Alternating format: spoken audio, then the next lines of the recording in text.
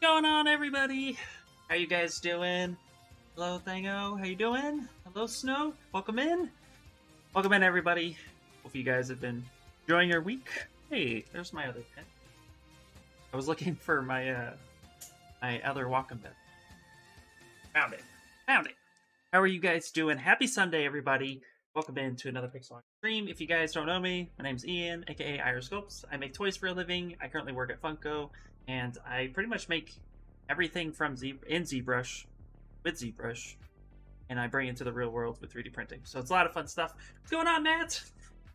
Thank you guys for being so awesome last week. I wasn't feeling well, so I just decided to pick my feet up, and it was nice. I got a chance to relax, so I feel a lot better.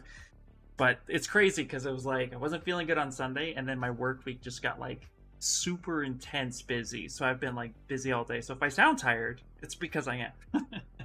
Let's do it, guys. Let's do it. So we're going to start a new project, but first things first, I did want to bring up, kind of just show off the Demon Slayer project, what we're going to be doing with that moving forward.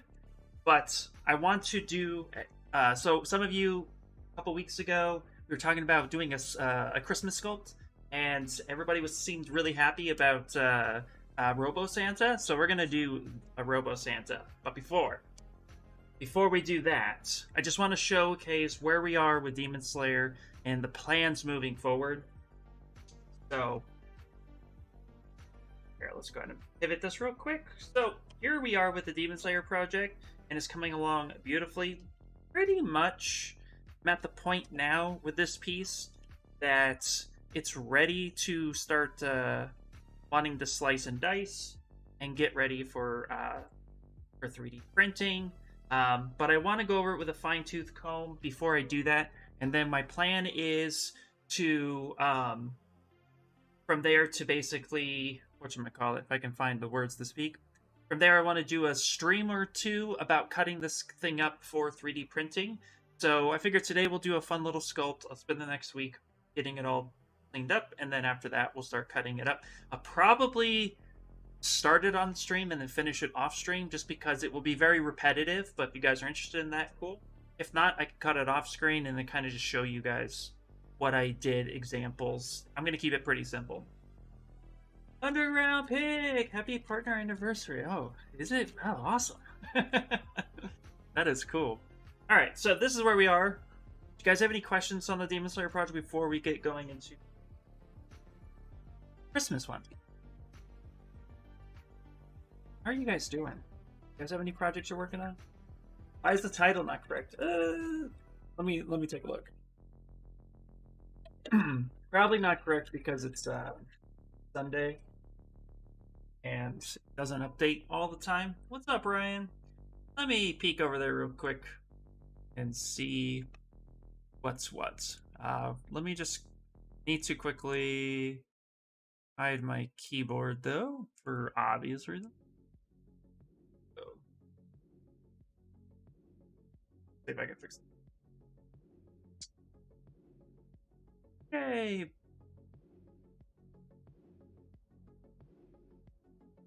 What does it say?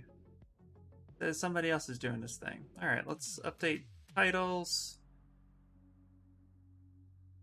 Okay, so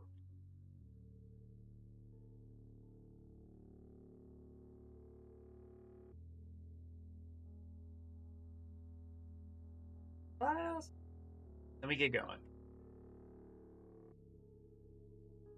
Cool. Update all. Hopefully that updates. It says it will or should. So, boom. Alright, cool. Put the keyboard back so you guys can follow along. That's partly why it's there. Right. Alright, and let's start doing some fun stuff. So, we're also running the newest ZBrush 2022.0.1. So if you guys have any questions about that. And yeah, we'll go forward. Cool. All right, let's do it. So we're blocking out Futurama Santa. So we're just gonna start going nuts. I pulled a little bit of reference earlier. Where is my reference? Pulled a little bit of reference earlier. Nothing too crazy. Some basic shapes. Some basic ideas. Kind of got a close-up of a face on how it's been done before, which is neat. And then I think this is the pose we're going to go for. We're going to go for a laughing one, because why not? I haven't seen one yet. Cool, yay! All right. Let's go ahead and start sculpting the head. Now his head is really tubular. Tubular, bro! So, tube shape. Ugh. Yeah, so let's go edge to loop and delete. Oh, that was stupid. All right, we're just gonna scale this down a little bit. There we go. Let's grab the Z modeler.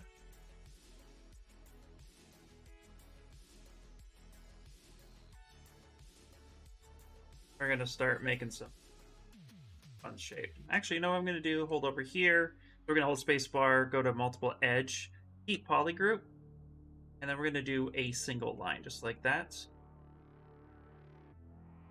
Then from here, let's actually go.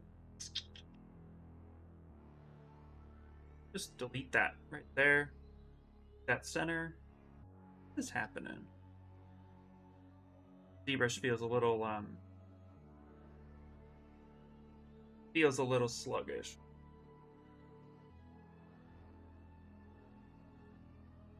For sure.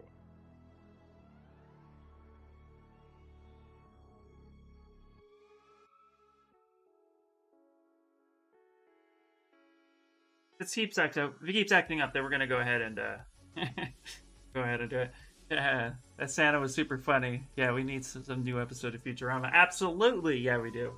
I love that. That cartoon is probably one of the few cartoons that could make me laugh, cry, leap for joy.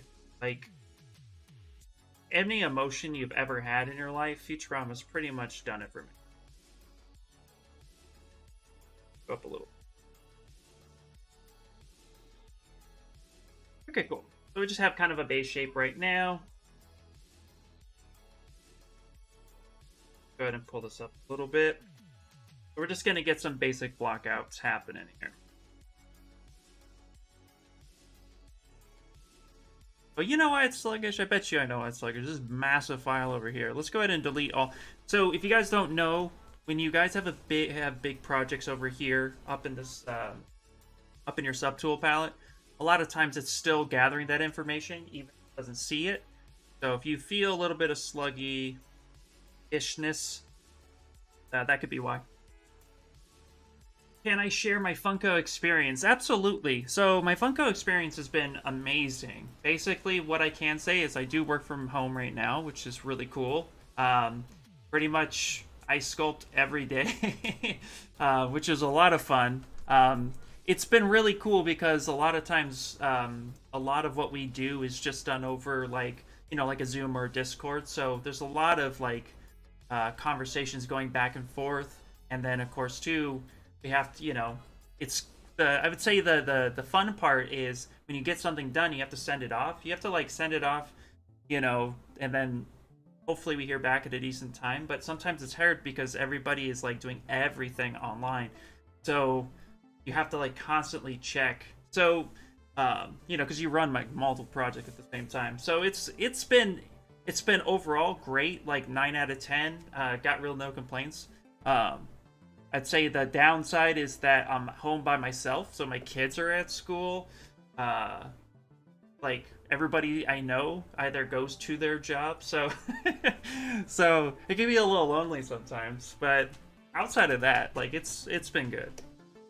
Cannot complain. I've been there almost 7 months now. Yeah, it's been really cool. Highly recommend.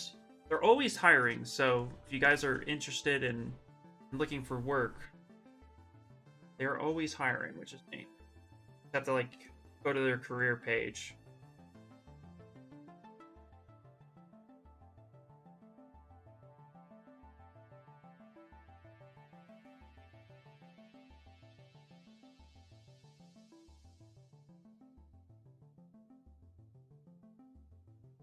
I could do this an easy way just by like group by normals, but I like to make my life a little bit more difficult. So do that. We're gonna go ahead and hover over this area. We're gonna go Q mesh. We're gonna drag it out. oops, actually hover over the face, polygroup all, drag it out, hold Q, and get this shape right here. And we're going to go ahead and split hidden, keep that on top. So let's go ahead and split hidden. So now we have this part here. We're going to make this the back of his neck, creating a hole. So let's figure out the face of it. Grab right there. Good. We're going to go ahead and delete hidden on this. Over this face, we're going to drag that out. So basically what I'm doing at this moment is just creating the back of his neck where he has a hole in his neck. A little bit of hard circle.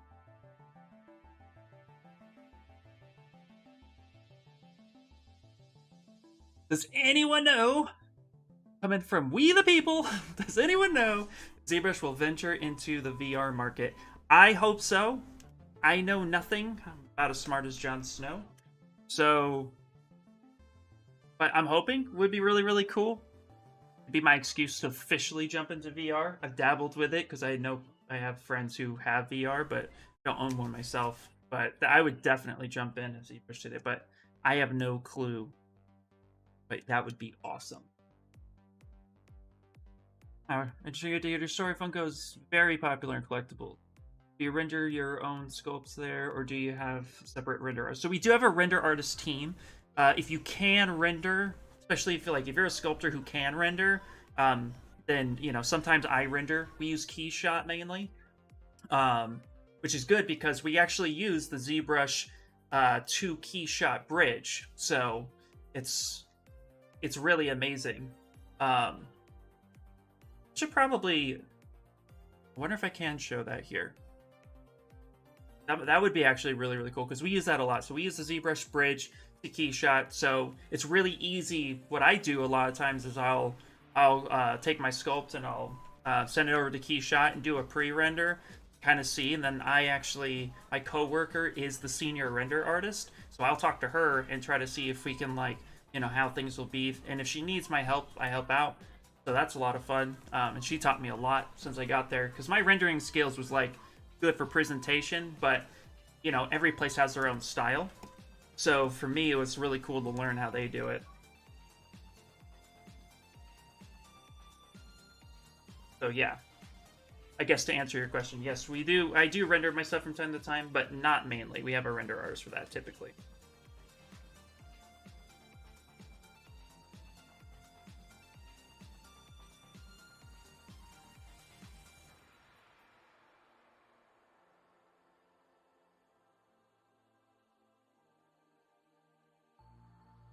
Over here, let's put this here.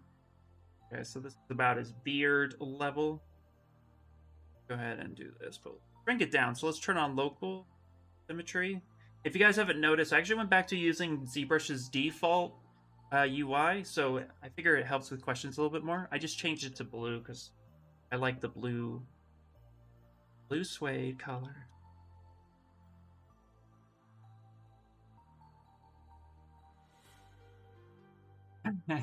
What is up? Howdy, Ian. Glad I caught this week's stream. Missed last week's. I was sick last week, so don't even worry. I hope so, man. I have an app called Stretch Labs, and it's almost like ZBrush, but lacking so many options. You can save out your sculpts for 3D printing. Dude, that sounds awesome, man. That sounds really, really cool. I love when people come up with fun programs. That's actually how I got into ZBrush, was another program called Sculptress Pro, because it was free, and then ZBrush bought Sculptress Pro.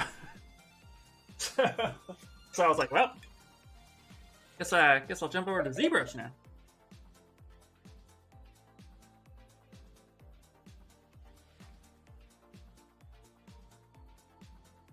All right. Now we're going to do, let's actually get his eyes built in real quick. So we're going to do cylinder here. I'm going to draw these bad boys out, but we're going to snap them forward.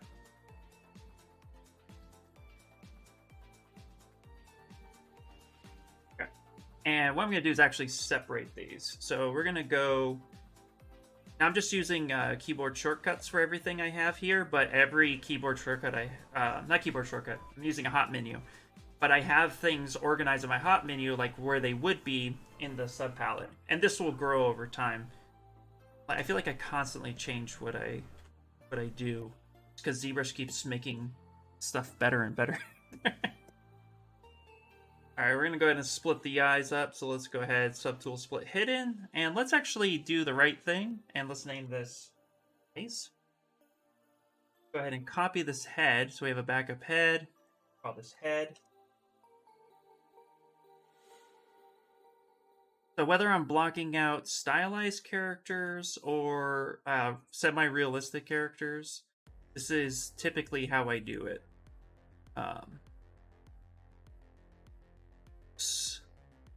And then we'll call this Alf.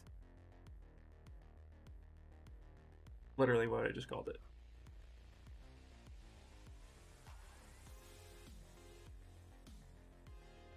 Yeah, good idea. Using default UI makes things slightly easier to follow along. Absolutely. That's one of the things that I kept hearing back from you guys, so I definitely am glad that'll be helpful. Oh, of course, man. Jen, of course. I love answering questions. That's why I'm here, guys. I'm here because I love it. Okay. Let's go ahead and we're going to do his eyes right now, and then we'll do his hat afterwards. I'm going to try my best to actually utilize... Let's do this. Just to make life easier, we're going to delete hidden. We're going to use the select lasso. And we're going to take that stuff off right there. I'm going to go ahead and delete hidden. Now, I'm not going to just hit close holes because I actually want to see... I actually want to bridge this correctly. So I could do this one of two things. I can either bridge it with a Z modeler, or what I can do is go to polygroups, group by normals. Go ahead and touch one of these things, geometry, and delete hidden. Then I'll use the Z modeler, and then I'll just drag that out.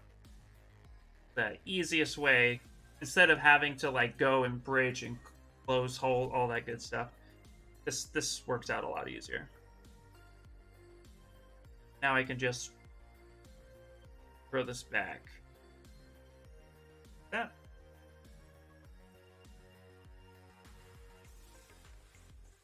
I'm actually going to want to make this a little bit better. Hue mesh. Actually grab this right here. Let's go extrude. Playgroup all. Let's extrude that a bit.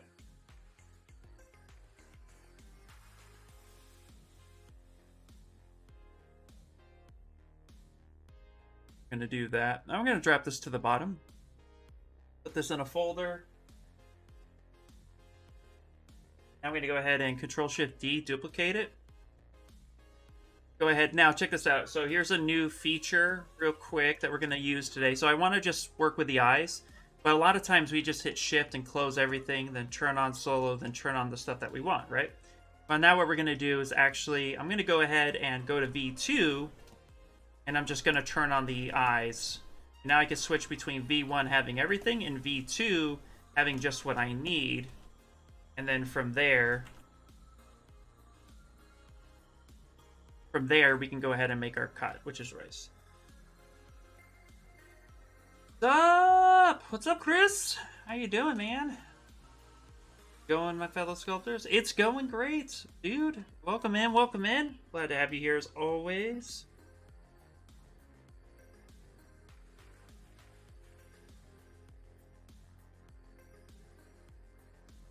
Right. Yeah, I think that's going to be good. And then we're just going to go ahead and hit transparency just to make sure the depth is good, which it is. Now we're going to turn on live boolean. I'm going to make sure I cut this one out. Yeah, just like such. Now we can kind of critique this a little bit. Let's go with mask lasso. I bring that down a smidget. Yeah, that looks a lot better. So now I'm going to go ahead and I'm going to Boolean folder. There we go. Now we have an eye. And that looks super pretty. So let's go to polygroups, group by normals. See if we can grab this one.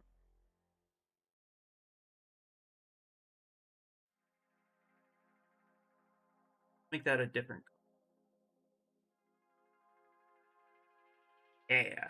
Okay. Yeah. Let's go to crease. So geometry, crease. We're going to crease Paul Gabry's. Ooh, that was gross.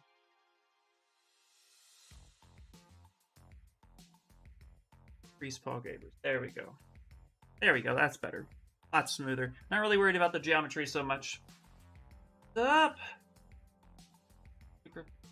Super Fire Game. How you doing? Features is the real time saver. It really is. Does Funko accept remote freelancers or just pandemic? That's why you work from home. So I got hired during the pandemic, so that's why I work from home currently. They do eventually want everybody to go back to the studio as current stands, and I would more than love that with the right time. But I can't answer that question. All I can do is basically say, go to the career page and check their career page. And that's the easiest way to stay up to date because they always throw jobs, and all jobs will be on that career page. I think it's funko.com/career. Or if you just type in Funko careers in Google, it'll take you right there. All right, so now we're going to go back to the subtool. Go. So we had our V2, now we have our V1. There it is. Those are our eyes, which is super awesome. And now we can go ahead and split, or not split hidden. What am I doing? We're going to go geometry and here in weld. Now we have our eyes now, which is awesome. And our eyes look a little small, so let's scale them up. Let's go local sim, scale that up a little bit.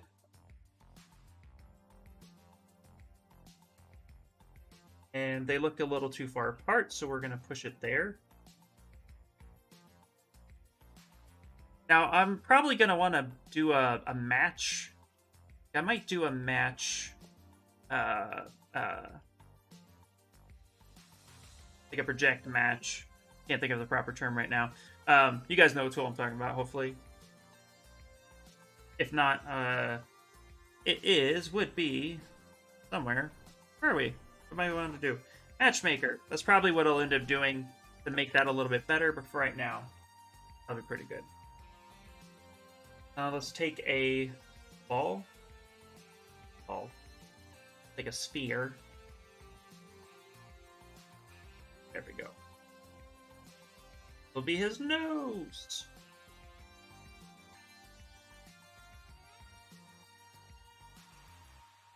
There we go. Go ahead and save it. Hey, what's up, me? Hello. Chris, Ian, I just got married recently. Congratulations. That's freaking awesome. Best wishes to the both of you. Wife really supports my love for the art of music, drawing, sculpting. Shout out! Katie Barbie. That's awesome. Congratulations, Chris. That's awesome. As crazy as I was checking up on the goal and came here and you're sculpting a character from that is really awesome. Well, I'd say a good chunk of people voted on it, so it worked out.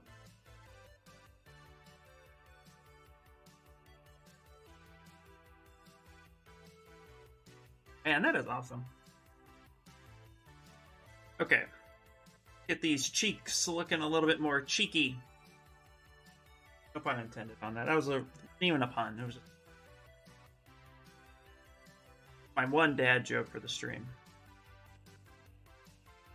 Okay, let's hover over this edge. We don't want to do move. We'll do inserts. Now we won't do multi-loops. We'll actually do single because we kind of want to control what we're doing. And just for my sake, we're going to go ahead and just work on the one side. I like to do this. There's really no need to, but I like to work on the side and then mirror and weld. It's kind of habit at this point. So you don't have to do too crazy. In space here, mesh, cool. Right here, we're gonna go ahead and do. You know what? Let's try a new feature, guys. Let's go to Z plugin. Let's go to Bevel Pro. Let's go to Bevel Pro. Hold on. Actually, real quick, let's cancel out of that. Operation was canceled for good reason. What I want to do is I actually want to mask this area because this works with Bevel Pro. Boom. Now you guys can't see it. Wait, 1 second. Hopefully you guys can see this. So for those of you who are new to 2022, this is what you end up getting when you use Bevel Pro. It's a nice little pop-up. Let me see if this works. Probably doesn't make any sense to do what I'm doing. Yeah. Nope, cancel. Not enough geometry for doing what I want to do. And that's okay. Never mind. Retract.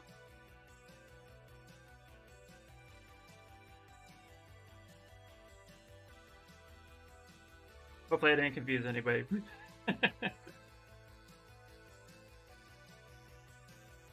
Okay, let's go ahead and blow that up a little bit. We kind of want this round. Bevel. We're going to bevel this again like such. This is what we want. Right there. Yeah, man. Robo Santa! Hey, Shelly. Hey, Ian. How did you get your first job as a 3D sculptor? Did you always work as a sculptor for print? Or have you also done some modeling for TV film? Great question, Shelly. So I started in TV and film in a really weird way. I used to do a lot of photo retouching, and so what ended up happening was I got into a graphic design job that allowed me to do a lot of photo retouching and designing for the film industry. I worked for a company called ISS / Studio Graphics. They're in Los Angeles. And so I worked with them for about 3 years. And in that time, I had picked up sculpting. And so we had this idea for a long time that, funny enough, we had this idea for a long time that, see, in film industry, it's a little backstory. In the film industry, it's really interesting when shows or movies need some sort of toy. You can't just go and buy a Hasbro toy, right? Or Mattel or Funko or anybody. They have to actually get permission. And unfortunately, what has happened a lot in film is somebody, a company, will come in and say, "Yeah, you can use all of these toys." And then last minute say, "You know what? We changed our mind." And a lot of people have done a lot of prepping. That doesn't usually happen once those toys go to set, but we've had it happen where we were making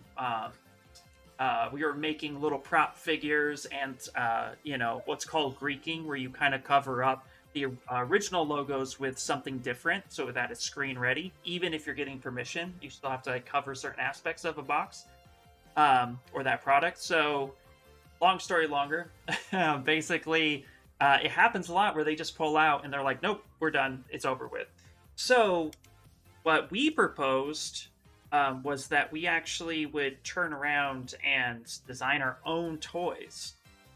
And so we started that, and it ended up becoming kind of a bit of a hit. So my boss didn't know that I could model, and I had taken a few courses on ZBrush and sculpting. So we kind of worked it into my job a little bit.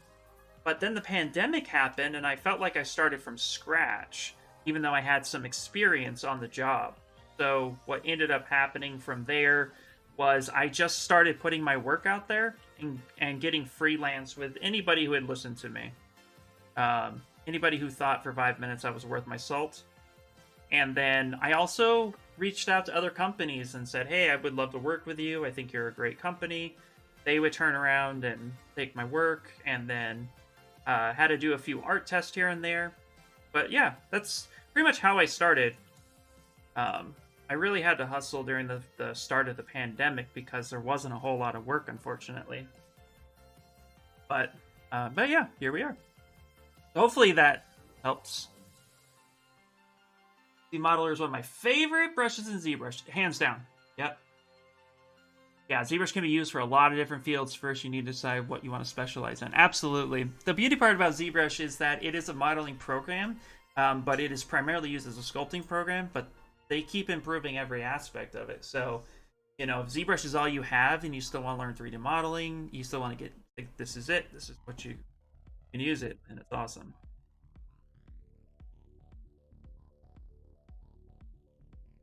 Happy partner anniversary! Yeah, it's super awesome. Is it easier to get a character sculpting job in games or films or toys? I don't know. I don't really know if it's fair to say it's easier to do one or the other. I would say it's easier to brand yourself as a sculptor than a character artist. I've had jobs where, in fact, if you look at go to coach.com and you go to their Instagram, some of my work up there, I sculpted a really beautiful T-Rex, like a stylized T-Rex for them.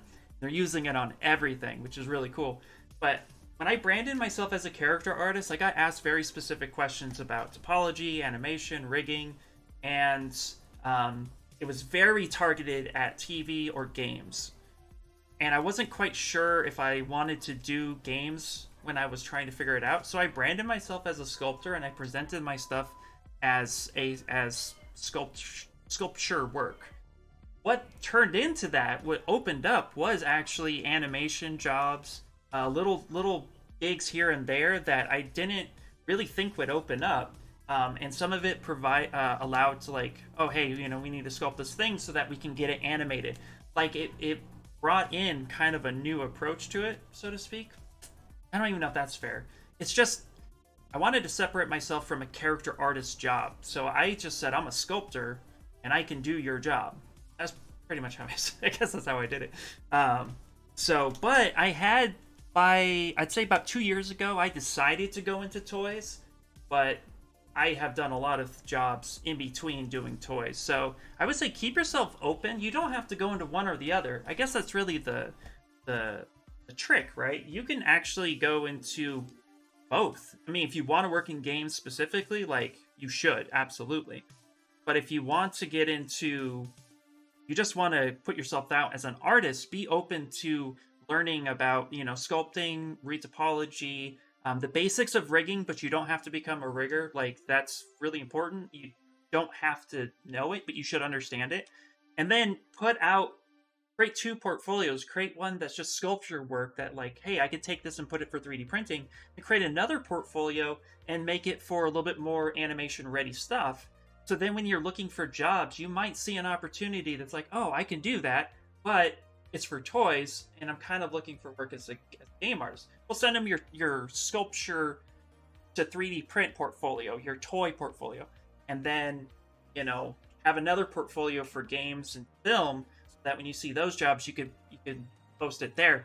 Whenever you land your first job, then you can start kind of pivoting into that job. But if I found that if I left myself open, it opened up opportunities that I wasn't quite aware that they were there. Does that make sense? Or did I, like, ramble forever? But I have 2 portfolios. Clearly my toys one is bigger than my film one because I've only done little jobs here and there. But if I needed to pivot tomorrow, like, I lost my job and no other toy company was hiring, then I'd have to, like, try to pivot in that direction and brush up the other side. So now that I kind of have it on the back burner and I know those skills and I keep up with them, I can pivot from time to time. So hopefully that's helpful. That's how I'm doing it, but, you know, that's not necessarily, quote, the way to do it. You know, whichever works for you guys.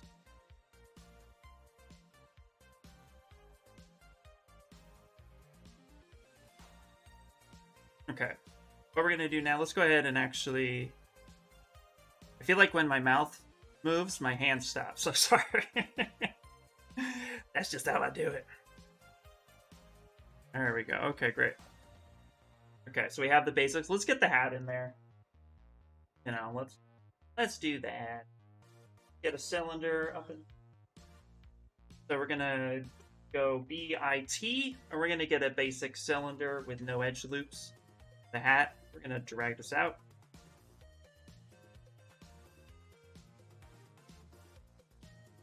There was another saw. And let's go to Subtool. Oh, I don't have that there yet. Subtool, split unmask. And then this will be the hat portion. Let's rename this hat. We'll drag this down. Kind of get that right about there. And then we'll get the hat itself.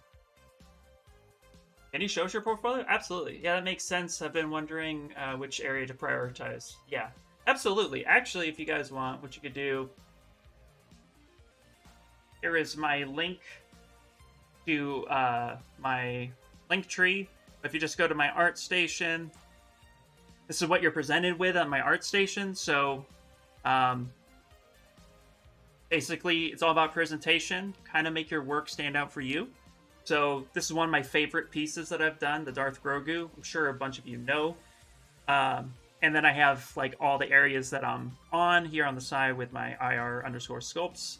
You have brandability. It helps you keep things nice and clean, but you don't have to, you know, just even if you just have this is how I approach it. Then just have your best work, you know, have that stuff forward, just kind of showcase everything that you have. And then let's take, for example, this Bokoblin statue. So really what you want to do is showcase a few things. You want to showcase a good, nice, solid render of your idea and concept. And we did this here. So I'm sure you guys are familiar with that. And then a clay render. So that way it takes the color away and they can see the sculpt for what it is. And these are just keyshot renders. Nothing too crazy. Just kind of showcase what it is from all sides. A turn is helpful. So kind of gives the, you know, gives that nice feel to it. Lets them look at everything. And then any way that you did it, I linked a bunch of the videos here. And then a 3D print if you have it. Pull up another example. Let's do the Darth Grogu. Also, that's a good point. If you guys have a sculpt up in your banner, it should be down here because I would want to see it, especially if you're using it for presentation. You can also have a turn, and then you can have a turn that kind of explodes and showcases how you broke it apart, is what this one does. So you can kind of see like, hey, this is how I manufactured it. And then you show the print. That's it. You don't have to have anything too crazy. Just enough to kind of be like, hey, this is what I did. Take a look. So you could follow that on the link tree, and you can take a closer look at that if you want.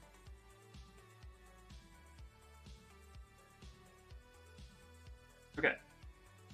You know what we're gonna do? Let's take a sphere.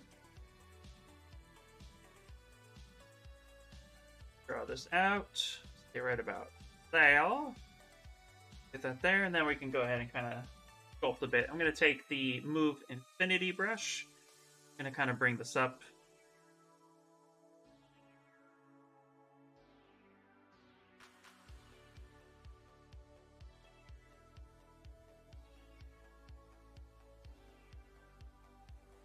Kind of the sculpture aspect.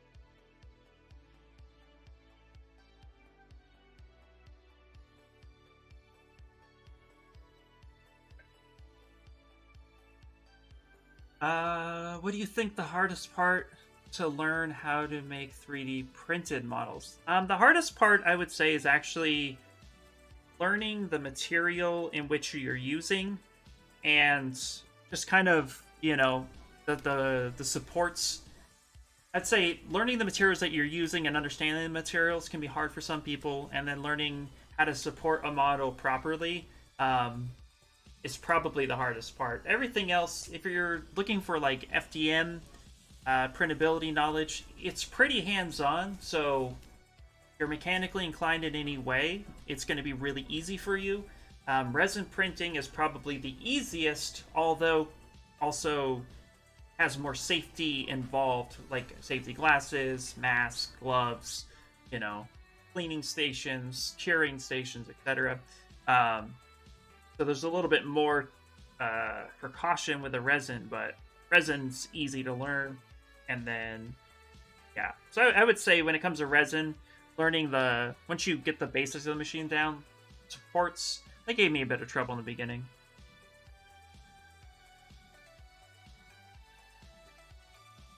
Do most job offers require being at an employer's office?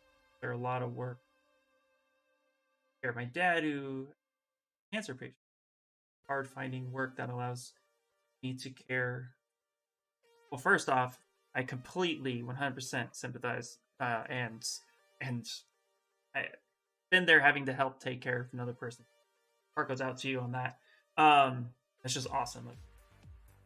What I would say is there are a lot of companies that are becoming more open to stay at home from what I am seeing when I see job posts go up. And I'm not just talking Funko, I'm talking everywhere. When I see job posts hit because I still get job posts sent to me on my ArtStation, I still get job posts sent to me on my inboxes, to my emails. So when I see them go up, or I see them on LinkedIn, I am noticing more companies seem to be very sympathetic to stay at home. So I would say if stay at home is important to you, make that a priority in your job search. There was a company that I was looking to work with a while ago before I got picked up by Funko, and they were like, we're stay at home forever. And that was really nice. I don't know if they still are, so I'm not going to mention them just in case they changed. But at the time of interview, they were like, yeah, we're stay at home for we send you the computer and it's all good. So it really just depends on the company and their vision. But if it's important to you, then make that importance a standard that you hold yourself to. Don't just say, oh, okay, only the people around me are currently doing at home. No, there's a lot more out there, and I feel like the tide is changing a little bit, that we as artists can do our job from a lot of different places. So I think there's a lot of companies that are aware of that. Hopefully it becomes a little bit more of a norm. But I can't speak for any one company, including, Funko. So obviously just keep your eyes peeled, because there are jobs out there for that. Okay. And chitter chattering. Oh. Let's see here. 40 seems like you haven't tried ZBrush Spotlight. Yeah, you have. Nice. What 3D printer do I use? I use a Epax X1, which is like an Elgin Mars, and then I have a Ender 3 for FDM. Okay, let's get the main body shaped in here.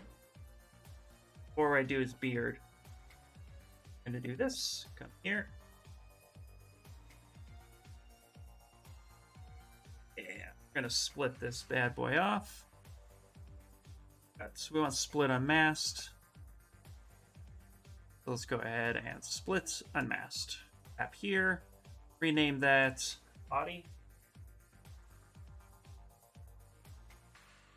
There we go. Get a basic body shape happening. He has a fairly decent sized body. Start with that big. Let's start there and then see what happens, because actually that seems like a little. It seems. Let's go right there. Cool. And for this, what we're gonna do, we're actually going to use slice curve through. Gonna slice right there. Grab that guy. Let's go ahead and delete hidden, close holes. Did that? Did I? Wait. Not slice curve. Noob over here. Knife! There we go. Knife brush! Guys can't let me get away with that. Okay, let's move that down a bit. And just a teeny bit.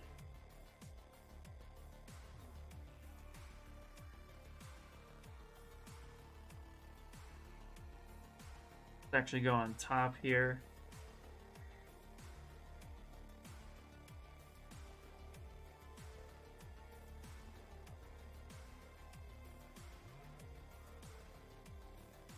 There we go.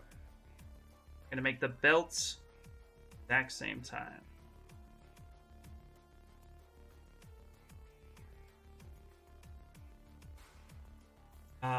What do you think about? Oh, I have never even heard of that printer. Let alone, I'm not even gonna try to like Xvico, X3S. I've never even heard of that printer, but I would say anybody who comes out with a filament printer now, it should work. Like the technology's been proven.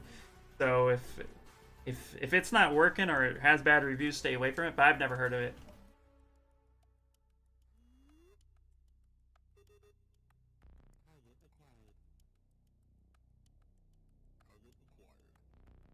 Hey, thank you, thank you, thank you. Yeah. Are you getting like that on the gizmo?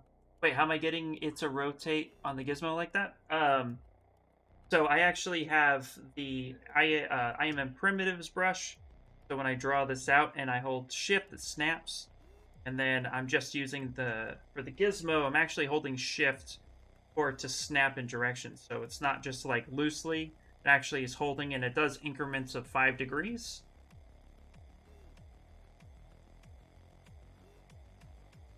And that actually, I think, could be adjusted in preference, if I'm not mistaken. Gizmo 3D. Pretty sure. Can't remember exactly where, but yeah, just hold shift, and that will actually snap rotate. Yeah. Santa is hilarious, right? Yeah, I love the Santa.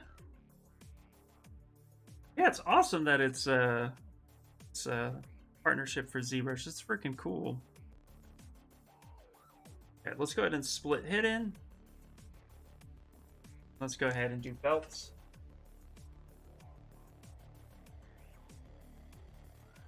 Okay. Then what we're gonna do is we're actually going to Control Shift D this to the body, scale this down a little bit. That looks like there's a little bit of a satchel here, and then I'm going to hold Control with Gizmo. Now it's going to give me a different, an extra group. We're going to Control W for polygroup in that. And what we're going to do here is solo this out for a second, and let's actually split hidden.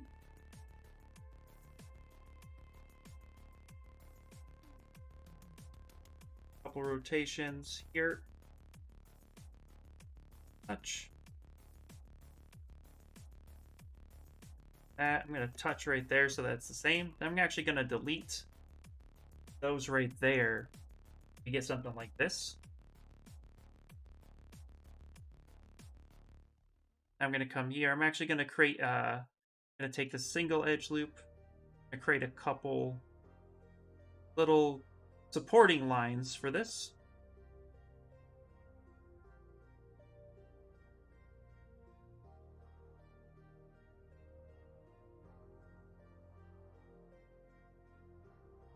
Gonna hold Alt and pretty much isolate all of this guy right here. Polygroup, gonna touch that, make it a new polygroup. The exact same thing on the other side. Now, I don't always do things probably the fastest way. I do things the way I think. So don't mind me if it's not the quickest way in the book. Hover over this face. We're going to do Q mesh. Actually going to push this down twice. A little bit here and then a little bit more here. And it should do the same thing on the other side. Now we'll create We'll hit D, and that'll kind of create like a nice little soft here. Actually, delete those edges here because that's not working.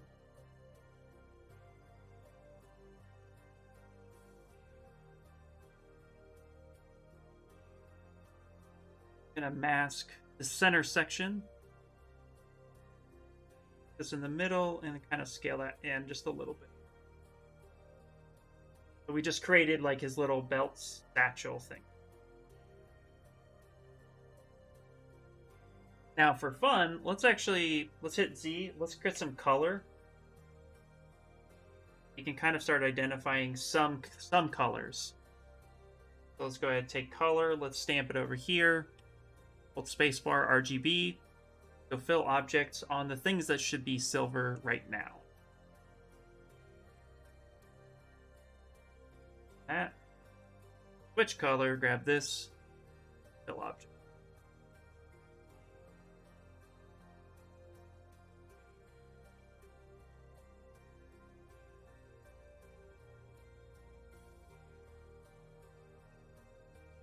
Actually split hidden for now.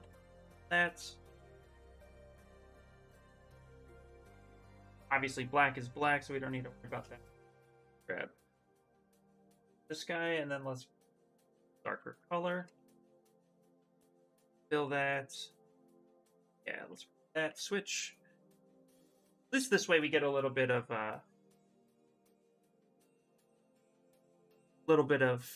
coloring happening before we start really messing up the form. We're still obviously blocking out this guy. Okay. His beard looks to be a little bit more organic, which is cool, but we're still gonna make the mouth shape.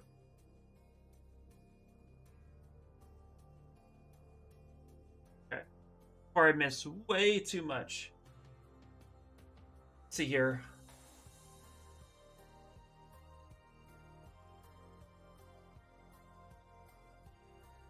Let's see here. Hey, clown. Let's keep it respectful. You know, if you disagree with anything that I do, that's totally fine. But, you know, at the same time, too, doesn't really matter how many years you have in the experience. I would say the best thing to do is be respectful of others. So please be respectful moving forward after this part is done. Let's not cause any strife for no reason, okay? Let's see here. Bloop, bloop. Yeah, it looks like a South Park character, I know, right?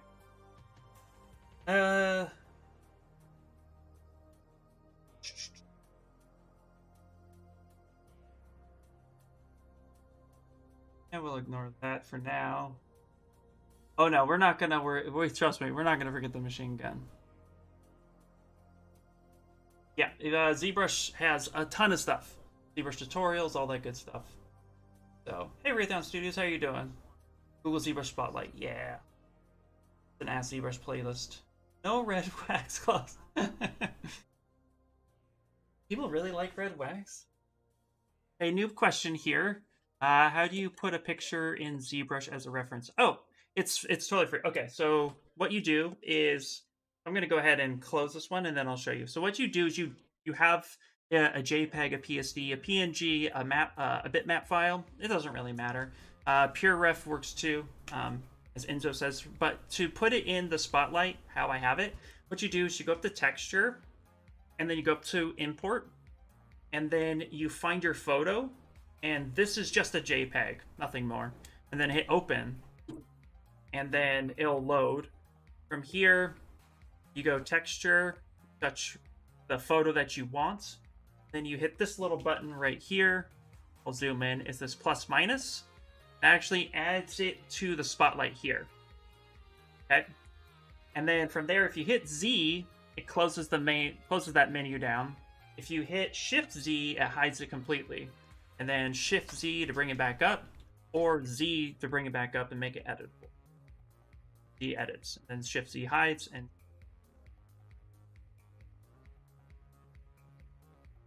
very cool. And then, of course, too, what you can do is you can hide it. Or, I'm sorry, you have all these different features, which is a tutorial in itself. So definitely I can go over what I did real quick, which was there was a scale, kind of scaled it to where I liked it, and then there's a paint icon right here. That little icon is called paint. What you do is you touch that, and then if you hold Control Alt and drag back, it actually hides that paint. And then Z to kind of bring that down. So that's how I ended up doing it. In fact, actually, if you have the true white here, there we go. And also, too, here's the really cool part, is that the spotlight also has Control Z and Control Shift Z undo, redo features. So if you make a mistake, like you rotate it and you're like, oh no, I don't know how to do that, just Control Z it, go back, it's totally fine. Yep. And then the last thing is sometimes your brushes won't work if you're using this as reference, like how I have it. So what you have to do is go up to Brush, and then go up to Samples. Nope. One of these. Hold on. Modify. Oh, are we? Hold on, I'll find it. There it is. Samples, Spotlight Projection. Spotlight Projection is turned on by default. So go to Brush, Samples, Spotlight Projection, and turn that off. What that'll do is make sure that ZBrush is not looking to try to sample from your photo, because you can actually do that for painting or for textures. And now you're ready to start sculpting. Thanks, thingy. See, that's also too. I needed to get back into the UI a little bit more, because sometimes I forget where things are. I don't know why. Not a problem. Yeah. I have a game concept. Yeah, so that's what you do with the game concept. PureRef works out great. I love PureRef. Shout out to them. It's a free app, and it's really just fun. So it's an easy way to have it.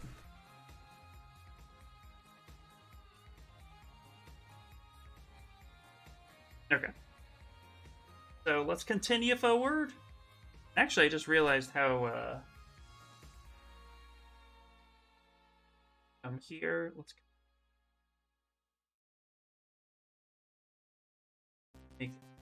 made his torso a little too long, which is awesome. Always good. And we're actually going to go ahead and grab this right here, the pizza box it, highlight. We're actually going to squeeze this in just a little. Not make him too terribly round. Now let's get his arm placements in. So let's turn to the side.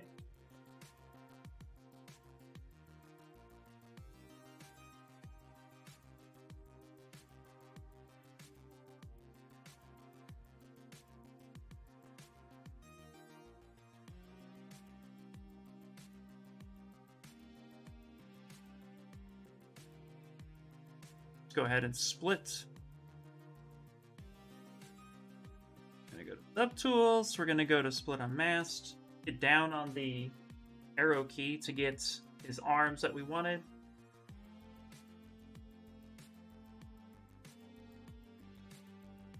Go ahead and complete hidden.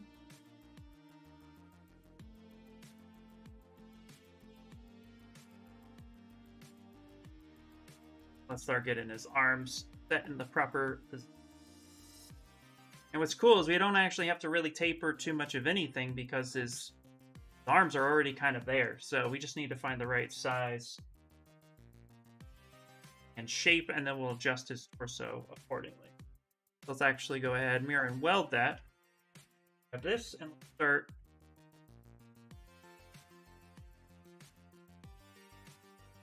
kind of readjusting that a little bit.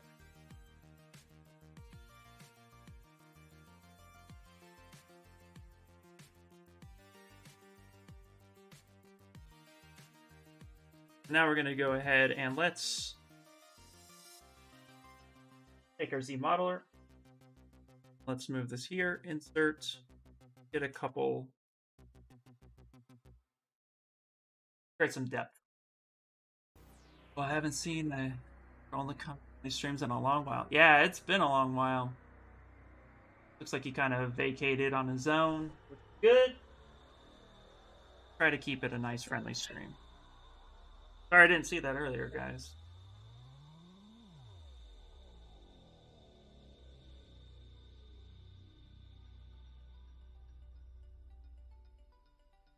How do you rig your models again? I think you've said in the past stream. I'm not saying the go search right now. I actually don't rig my models per se, but if I need a quick rig, I'll use Mixamo. But I do the ZBrush transpose master, and that's kind of the extent of my rigging. I mean, scratch that. I have rigged in Blender, and rigging in Blender is perfectly great. I've done it before because it's just a pretty simple process. For my job, I don't need to really do that much, so I don't.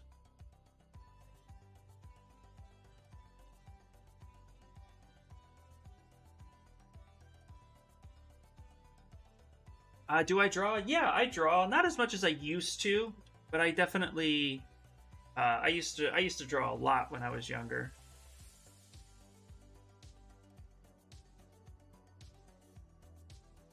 I think drawing is really helpful, so I try to keep up with it as much as I can. Okay, so let's actually put this up here above his body. We'll rename the shoulders. Go ahead and insert. I'm just gonna insert one of these guys real quick. Not. Now, I'm going to do something a little fun. I've been trying to do more deformation, deforming tricks. So, I'm going to go ahead and utilize this a little bit.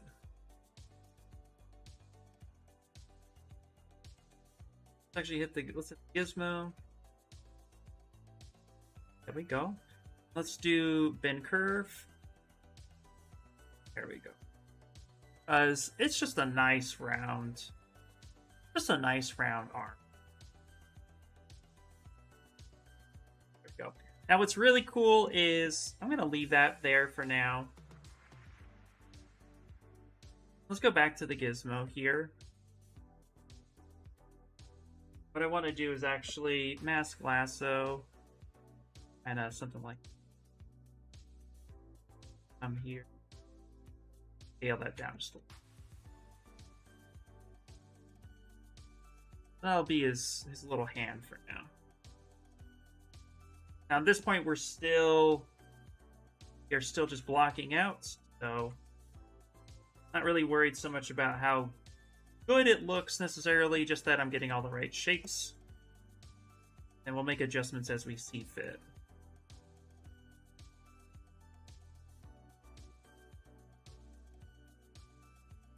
Grab this and let's create some legs. Looks like he has little cylinder legs.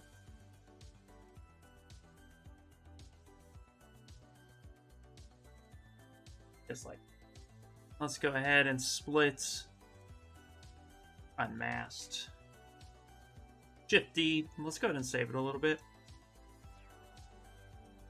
Alden! What's up? Bend curve. I know, yeah. I don't care for draws unless you're sculpting them. I know, right? How's it going? Will you print it, Ian? Yes. I print pretty much everything I do here. We're gonna be going back to the Demon Slayer piece soon, so that we can go ahead and finish that bad boy up and then get that printed. But yeah, the plan's to print. Plan's always to print it. It's rare that I don't print something. You can also taper that arm using the deformers instead of masks. Absolutely, sure can. You guys wanted to see a really cool feature though? Check this out. Actually, we'll just come here real quick. Actually, let's go back before the pre-scale. Here's the thing. Check this out. So, you go intensity on the gizmo. The focal shift is at -100. Because if we were to scale normally, it keeps that kind of hard edge, right? And let's actually go with... So it kind of keeps that hard edge and it's just not... not helpful. So here's that kind of new feature where we're going to bring that focal shift up and it's going to be a little bit more of a smoother of a smoother action now. So we could do something more like that. So we could still do it that way, but you're absolutely right. You can even taper it. See if we can back this up. Let's see something. W. Go here. Let's bend it. I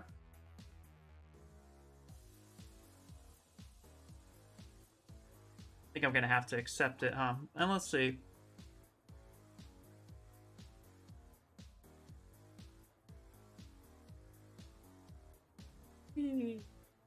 Features you guys never see me use. Let's actually accept that real quick. Ah. Alright, let's try this one time. Let's go taper.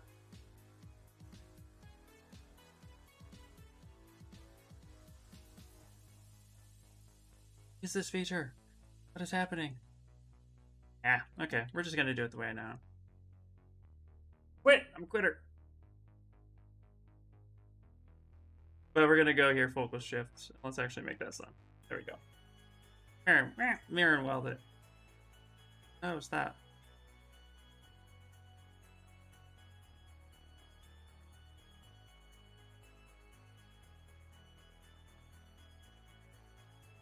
Okay. Control Z. And let's take that off, and now let's mirror and weld it.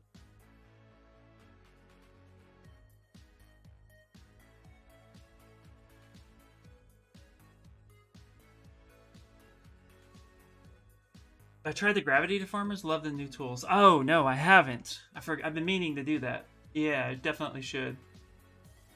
You're gonna go in the whole hog or making the sled? And I don't know if I'm gonna make the sled yet. I don't know if there's enough time to do it, because I would like to get this one made and then did pretty quick.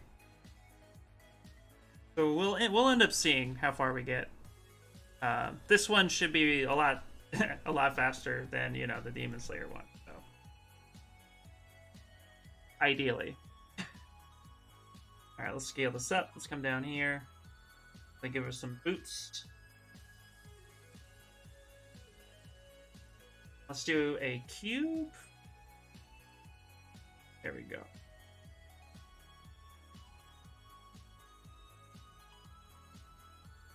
Make that a little bit wider. Do you show the slicing of Demon Slayer before printing? Yes. So my thought is basically we can, I'm just going to finish tidying up the little last bits of the detailing I want to do. You guys have already seen how I do that, so I don't want to bore you too much. And then what we'll do is we'll do the detailing, and then after, so I'll come back, if we finish this next week, which is my plan, finish this next week, then I'll have it ready for, slicing, and I'll showcase how I do it, and then I think I'll finish it off stream the rest of the way, just because it's very repetitive and 3 hours of cutting can like take forever. So, ooh, that's a good idea, David. I'm gonna have to try that. I'm gonna have to get better with those. I am one of the artists here that doesn't use those a lot. I would say I kind of just like brute force everything. Like my... Oh, haha. That focal shift back.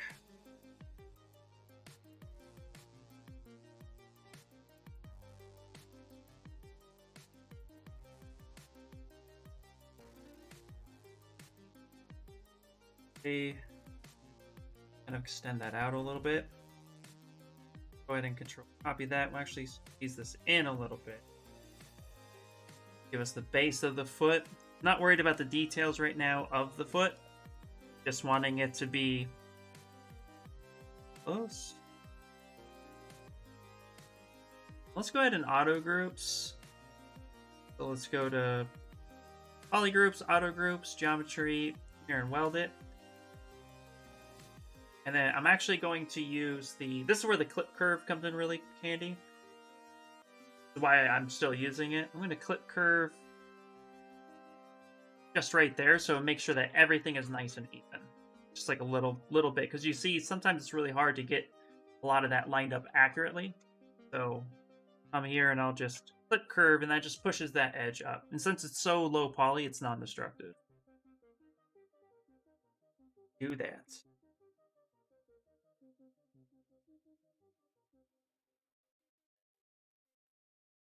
That right there. Push this back a little bit. Pass this section up, come here. Actually, we're going to bring this down. Now we'll get that kind of toe look happening. We'll get that prepped for now, and then we'll focus on making the gear look and shapes afterward. This going, color helps everything, so let's go back to color, stamp that, and fill object. This guy, fill object. Wonderful. Okay. Beautiful.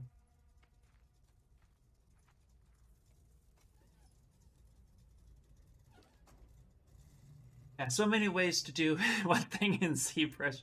It's always about what you're comfortable with. Yep, absolutely. But I love the fact that you guys also have your own ideas, and that's awesome too, because I like to try new things.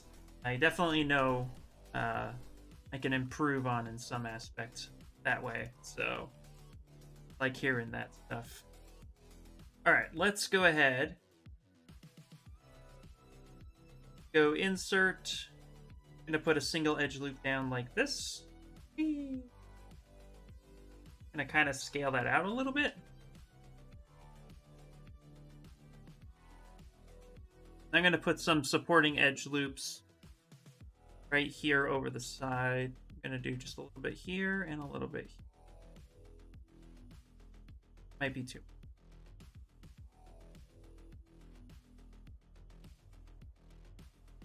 Yeah, that's kind of too much. We want that round. Let's put a supporting edge here, here. That's a bit better. Use that down a little bit. Yep.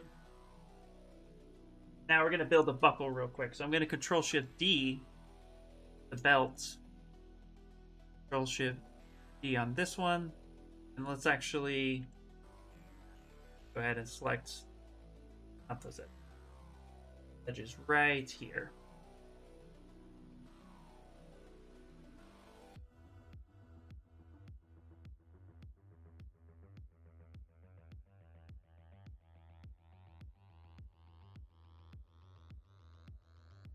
Go ahead and hit in on that. Yay! I know, happy partner anniversary.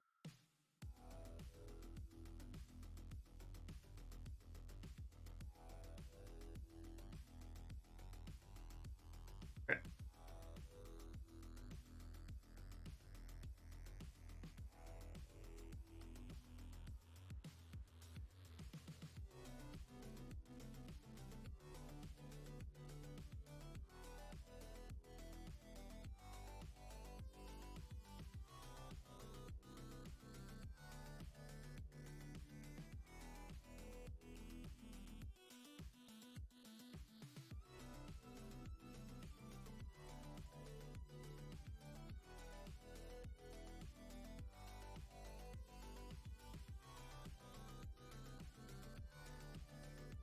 Where is it? Let's see.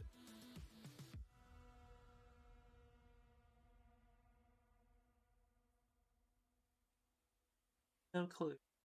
Okay. See.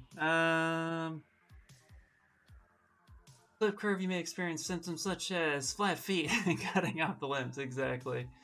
Hey, and did you already answer my boss relief question? Oh, no, I think I missed it, Chris. I'm sorry, dude. Can you re-ask it? I don't see it. That's kind of my bad.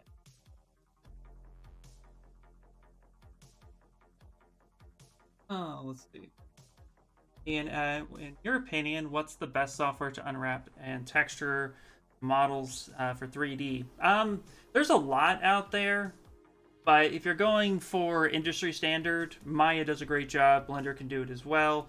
Also, too, I would say 3D Coat is another good one that can do unwrapping as well. But for texturing, Substance Painter is going to be one of the industry standards to work on. Also, Marmoset Toolbag 4 textures now. So, yeah. It's pretty interesting. So hopefully that helps out. Yeah, 1 second, guys. Let's...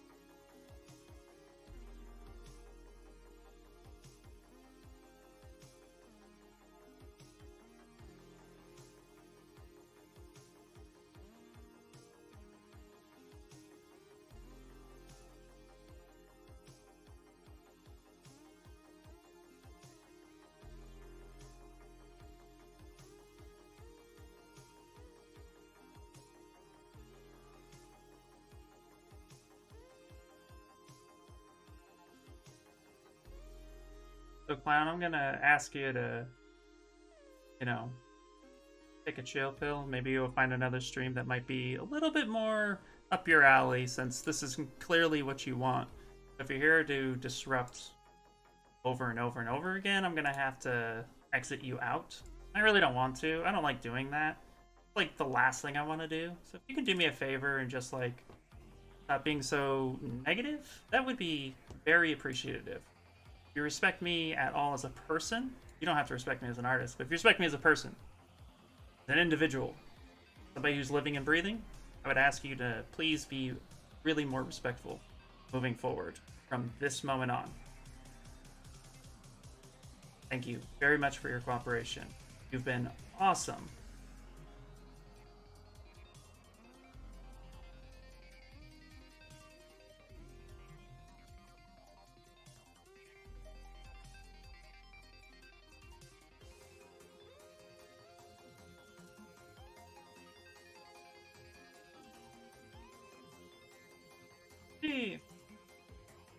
I was asking if you think you'd be able... Let's see. I was asking if you think you'd be able to use photos as well when creating boss relief.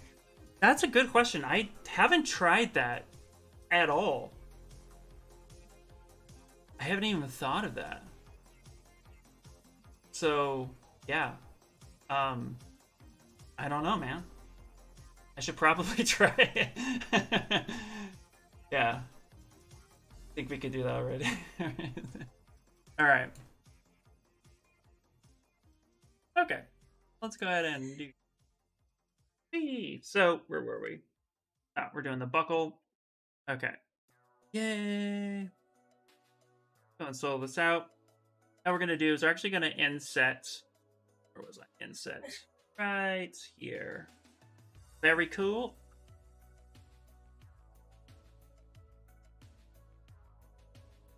Very cool. Okay, let's go over here, Q mesh. No, let's not do that. Actually, you know, just for fun, let's keep it a little bit more on the way of solid.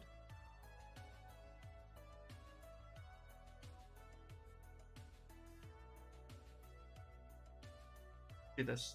Make this thick, just like that. Then we're going to come here and set that. I'm just going to repeat that process. Something like this. Great. I'm going to go ahead and actually put this back on QMesh. Actually, you know what? Let's go inset. Yeah, let's keep this kind of a solid piece, because I'm just going to merge it anyway, so I don't need to go single-sided geometry or have holes in places that don't make sense. Back. Here we go. Yeah. Now what we can do. I know what you could do. What you could do, you guys didn't know. Let me save this real quick. You could do is make an alpha use boss relief. You know what? Let's...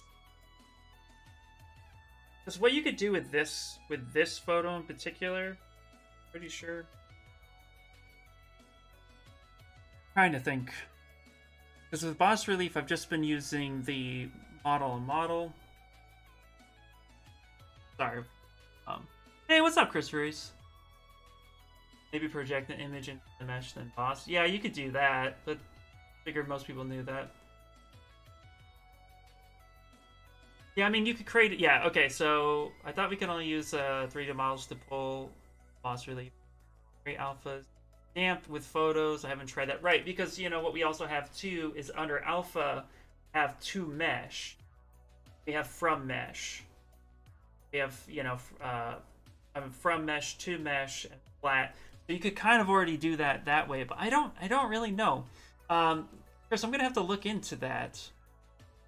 But I mean, like, because what you could do, like, let's say you have this, you could just stamp that, right, and then make that a 3D object. We kind of knew we could do that.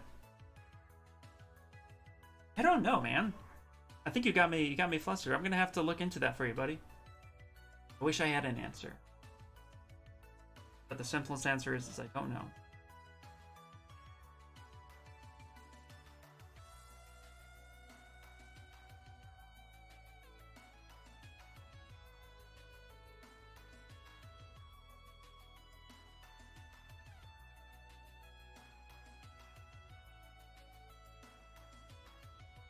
Go ahead and actually split it in. Come back here.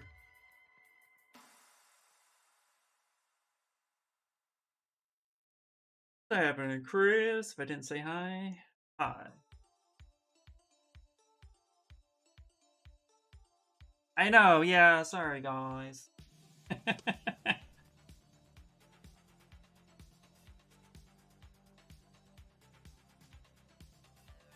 Mike P, get in here, buddy. What's up?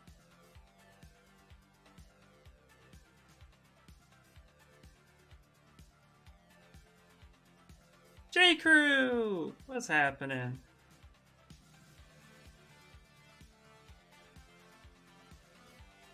Create some supporting lines like such.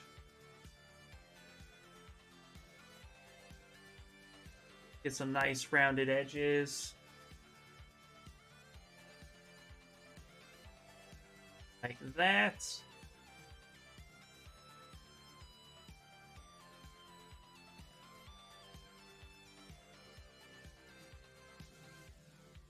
We're just gonna push that kind of in. Touch.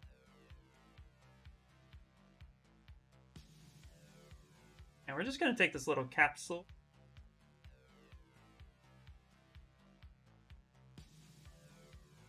"90 degrees. Stretch that out a little bit.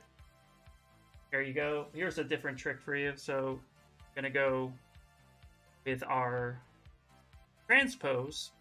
Gonna draw out a line from one side to another. Hold Alt right in the middle. Gonna kind of lift that up.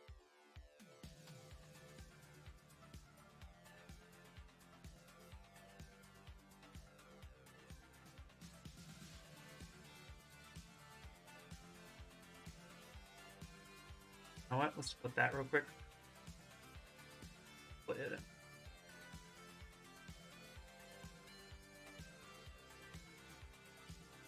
What? How's that not working? Gosh.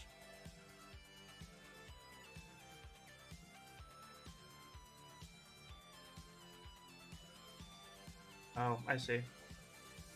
Because I ZBrush today. Insert full. Go. Kind of need topology. Want to do the things you want.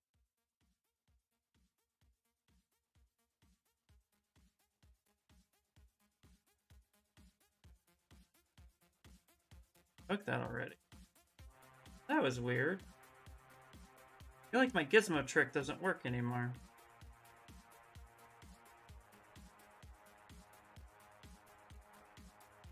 Bit bizarre. Yeah, we still got the job done. Bit of a weird thing that happened. What are we talking about is probably already documented in his channel 5 years ago. Probably. I mean, with the boss relief, the way I understand it, boss relief is only going to be doing anything from 3D to 3D, and it's basically your replacement from your Make 3D. Kind of like your Make 3D from an alpha, but with 3D geometry. I'm gonna have to look into that. You've really sparked my interest, Chris. So I'm definitely gonna have to look into that and see if it's a thing or if it's not a thing. I really want it to be a thing.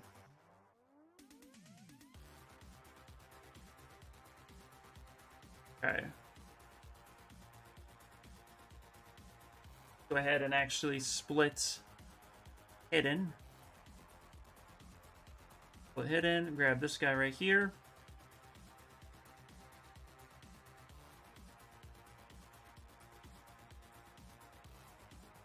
There's my local boy.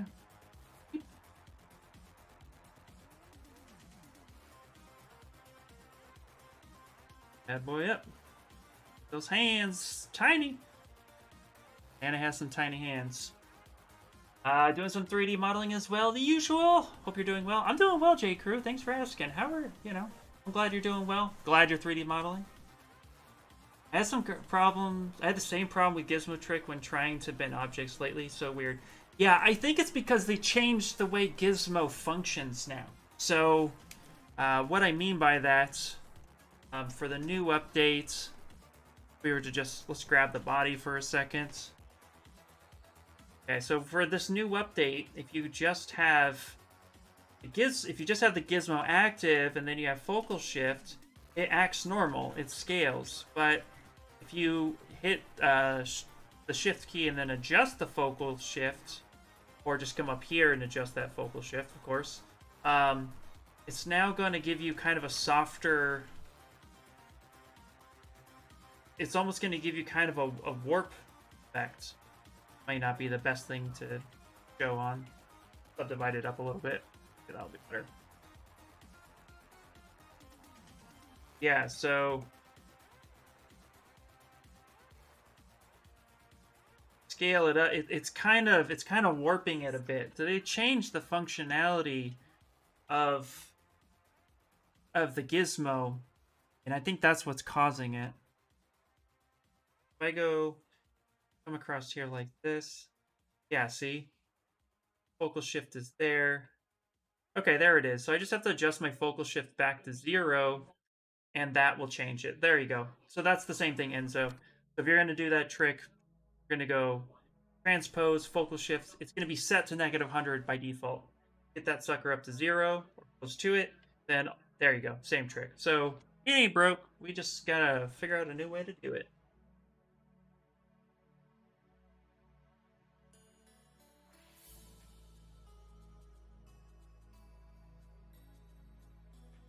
That was gonna drive me nuts if I didn't figure. It was gonna drive me nuts. All right, let's get some gears in here. Let's see. I think the machining parts. No point in reinventing the wheel. I just want a nut.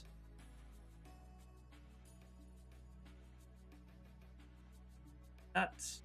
A 1. There we go.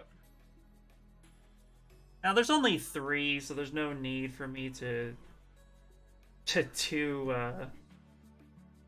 interpolate. In my opinion, I'm not gonna do interpolate for it, but we will just kind of do our little fun trick. That's back this up a little bit. Go ahead and scale that back down just a bit more.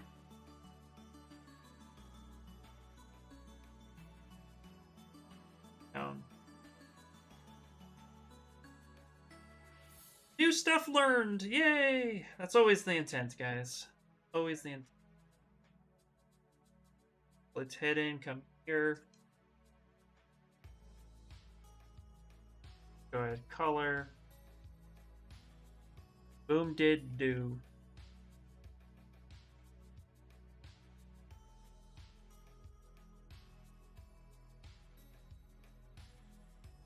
Grab the move brush.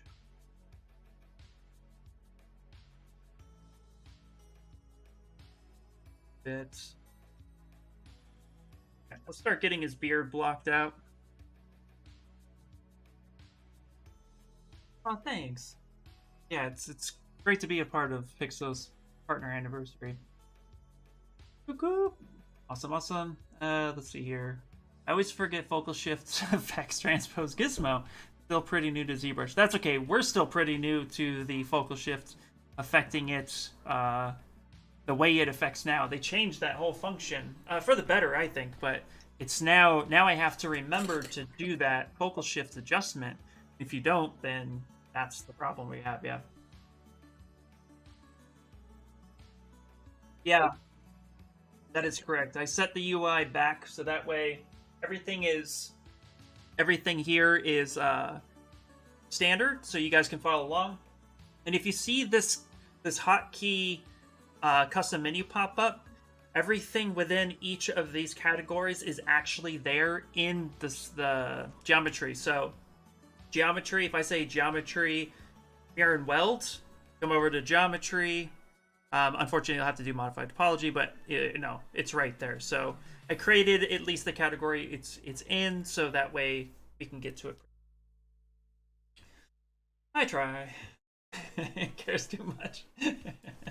This is Meiji. The belt buckle does not match the concept. Wait, Tanya? Me and Tanya clown. So you can calm down. It's all good, man.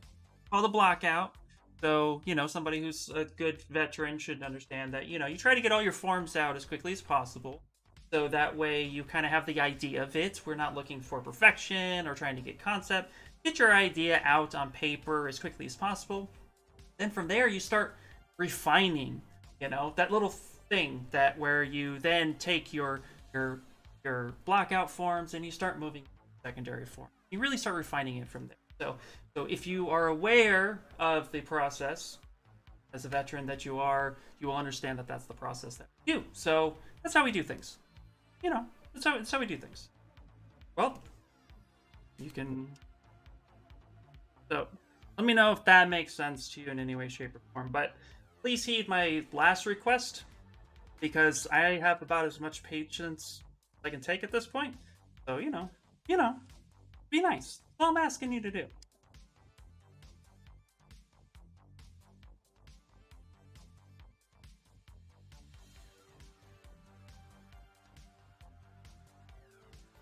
Alright. So with that focal shift adjustment, we're actually going to line that back up. Ooh, bring that back up. Let's actually angle this a little bit.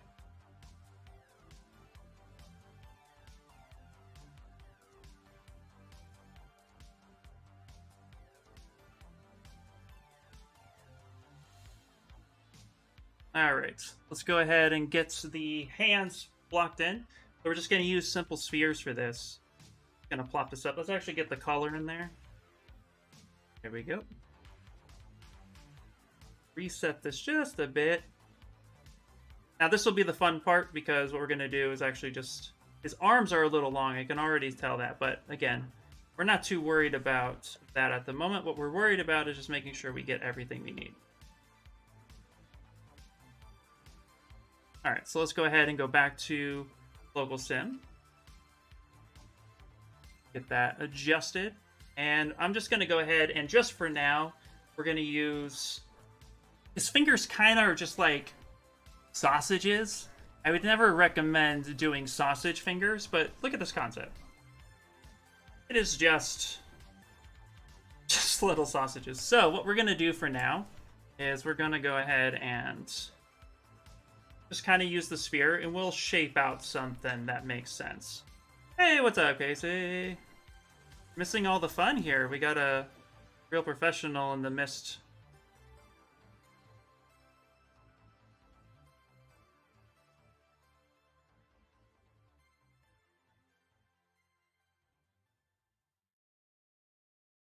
Yay, sausage. So what we'll do, let's actually, let's do our thing where we're going to go ahead and grab this finger, and we're going to split this off. So we're going to go ahead, go to our subtool and split hidden. And then from here, we're just going to make these fingers kind of do our thing. So we're going to go back to that transpose, hit that focal shift.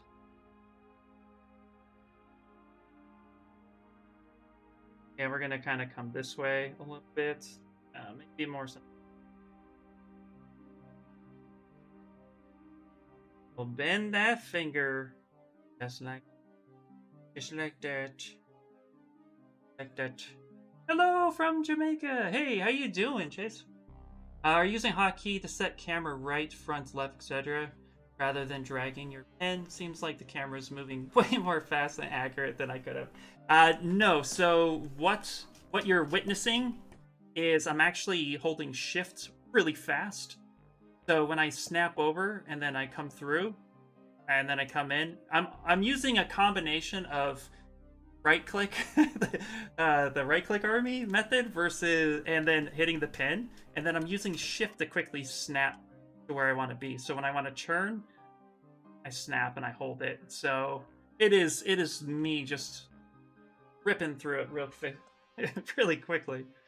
But that's it. Just I'm right clicking and then I'm holding shift to kind of snap that. But it's just a thing I've picked up. Okay, we're gonna go ahead and control.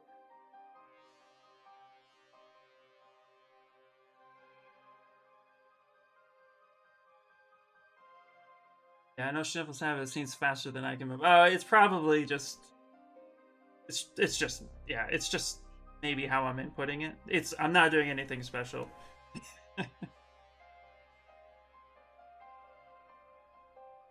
Okay, now that we got the fingers kind of in place, we can now like position the palms to do the thing. AKA muscle memory. Yeah, that is true.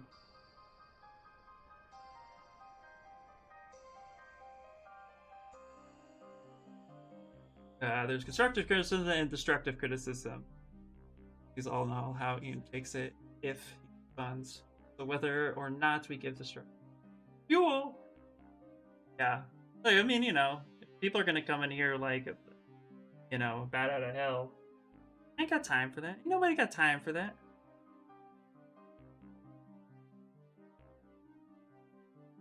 Mom used to always say, honey, vinegar? Which would you rather swallow?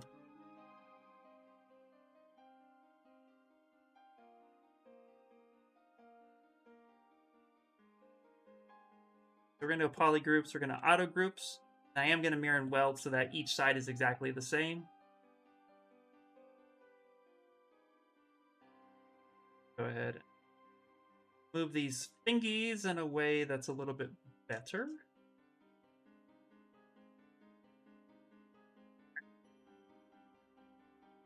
Exactly.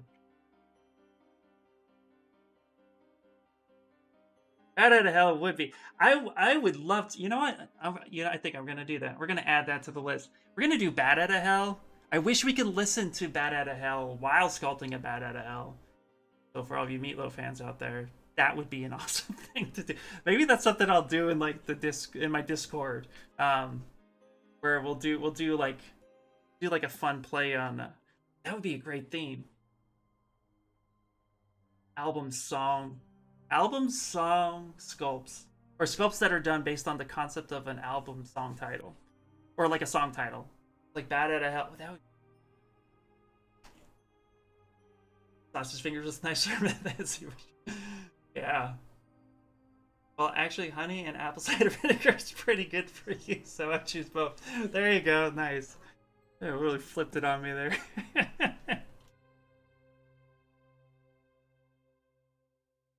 Like some Batman skill. I do have a Discord. Yeah, here. Let me go ahead and showcase. So if you go to this, so there is my my Linktree Sculpts. My Linktree, my Linktree, and at the very bottom is my Discord link. You just click that. You can pop on in. Again, open to anybody as long as you're respectful. That's all I ask, right? Just, yeah. And you don't even have to be an artist to show up. You just have to, like, want to have fun and hang out with people. It's okay. No. Yep. Oh, yeah. You know what? Maybe I have some time off for Christmas. You know what? Maybe what we'll do is we'll actually end up doing like a fun little sculpts challenge in the Discord. I think that would be really shift round. Let's do. Okay. Okay, great. So we're gonna go ahead and right now, again, this is just the blockout stage. So he's ugly as all can be, aka Valley of the Suck, as my awesome teacher Shane always says. But you know, it is what it is. Let's see. Let's see. I'll join now. Yay! Awesome. Ian, which one of your works in your art station are you the most proud of? A great question. I don't think I've ever. I don't think I've had the time to figure that out. Go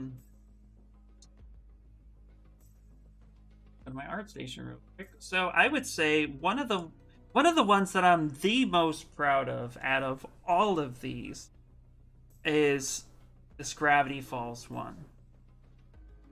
And I'll tell you why, because with Gravity Falls, or characters like Gravity Falls, the concept, the idea of these characters. So if we go Gravity Falls, right? If we look at the original art of Gravity Falls, like, how do you sculpt this?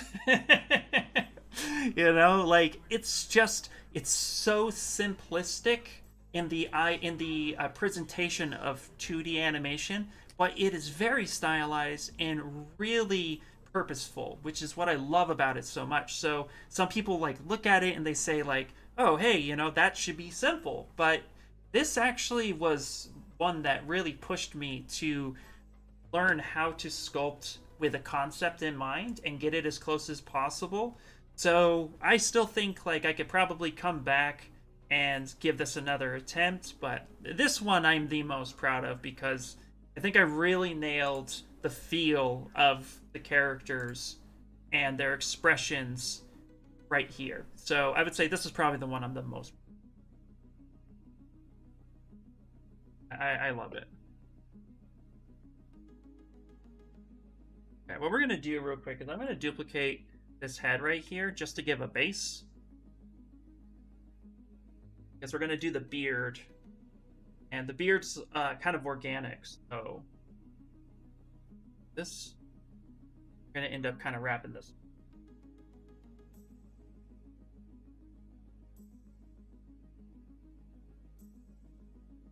So we have to do two things. Let's do the lower part first, and then we'll go from there. Kind of create the mount.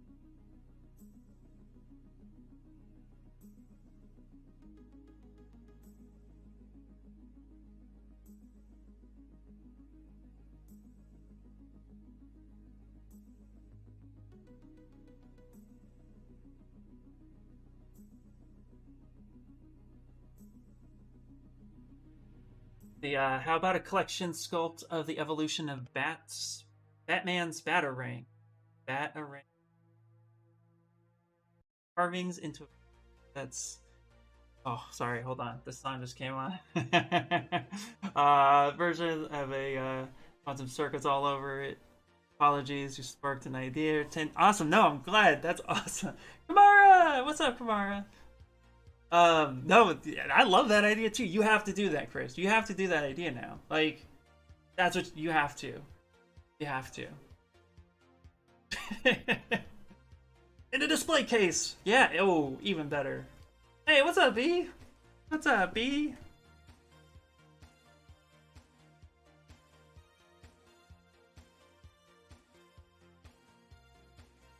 Okay. Kind of doing a T-pose version of him right now. And we're going to subdivide a couple times.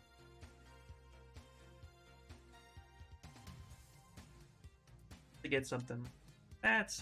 And we're going to go ahead and delete hidden. Oop, we don't need that section anymore. Then I'm going to go ahead and another sphere right on top here. such. Let's go ahead and split unmasked, or yeah, split unmasked. Go. And now we can kind of come through. Guarantee my bullying is still on. We don't need that anymore.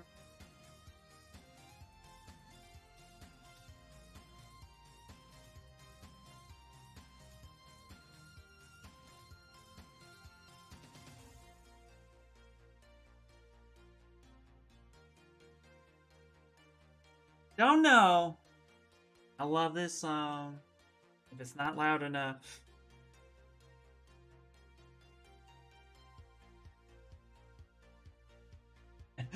Dylan Man was sculpting Launchpad. Oh, nice! McQuack for the Stylist League challenge. Nice!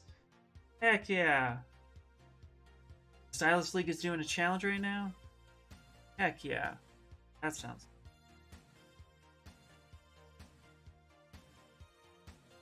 Subdivide that a couple times.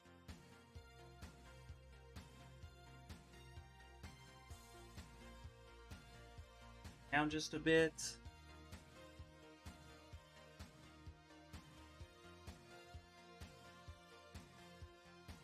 Except needing to fix his beard, but we have his beard kind of in a position. Now we can make the jaw. Go ahead and take this guy right here. Demodeler. Grab this edge right here. Drag. Hold control to make it separate. Grab that. And let's split hidden. Come on down.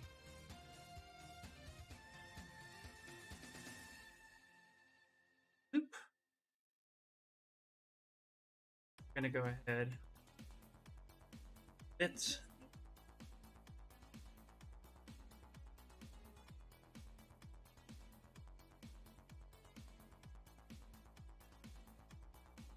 For this, we're going to go ahead and we're just going to actually go to polygroups, group by normals. Oh, hitting too many things. Go. Complete hidden. Now let's come here. There we go. That's a lot better. Want his mouth to be proper right there. Come here. Actually give it some edges. Polygroup. There we go. We kind of close that up a little bit. We can make that nice and dark. Then we can add his teeth and stuff. So, beard can be cleaned up, but we'll deal with that in a minute. Yay, 80s cartoons. The prompts. Nice. Cool. I'll have to check that out. So many challenges right now. About to start prepping my Krampus for prints and hopefully getting back to normal schedule stuff tomorrow. Yay! I'm glad tomorrow. Yeah, Launchpad is awesome.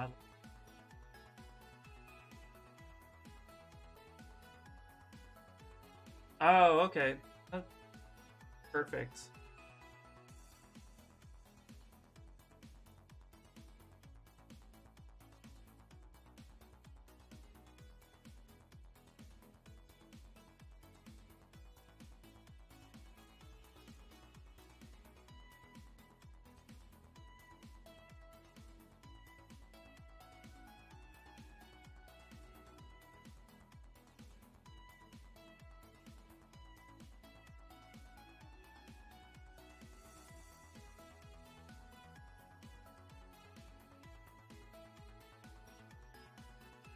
Yeah, let's see here.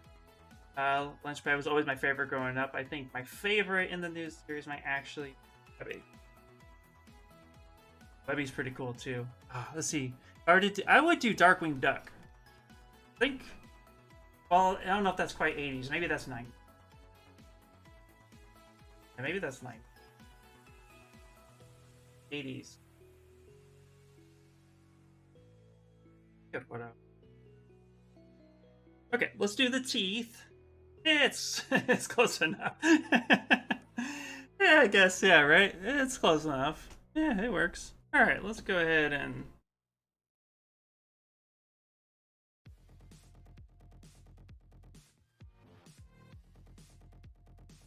Okay, I want to do the teeth now, so let's back this up.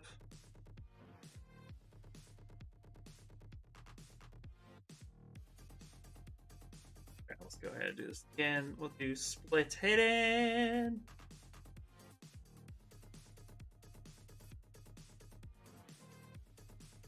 1 second, so just want to check something real quick. Oh, we don't really that guy up anymore, which is fine.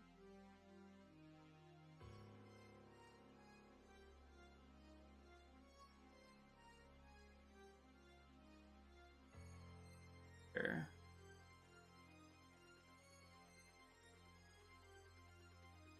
Yep. Cool. Yeah, it's all in the Saturday morning cartoon category. It really is, right? I think I do something for... Ooh, nice. Okay, let's focus on these for a minute. So, actually, I think what I'm going to do, come here, let's go insert. Grab this right here.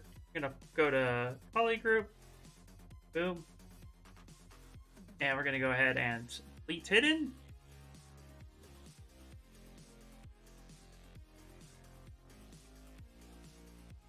Let's actually move this up a bit. There we go.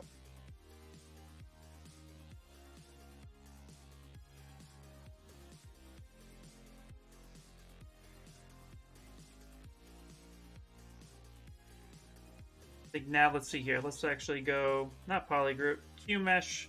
Let's actually make it a little bit bigger. And then we're going to do, let's actually, I want to do this. I think what I'd like to do, hover over this edge, go inset, do single poly. Yeah, let's do that.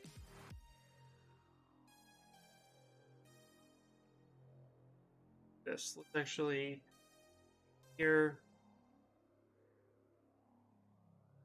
Let's go delete hidden. Here like such.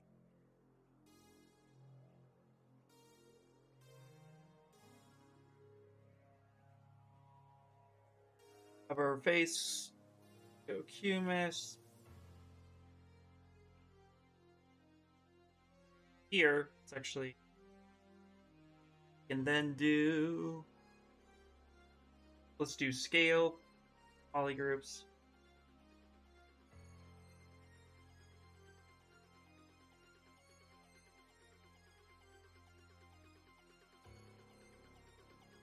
There. Get a new color. Yeah, all polygroup. Let's do mesh set. Local symmetry, actually.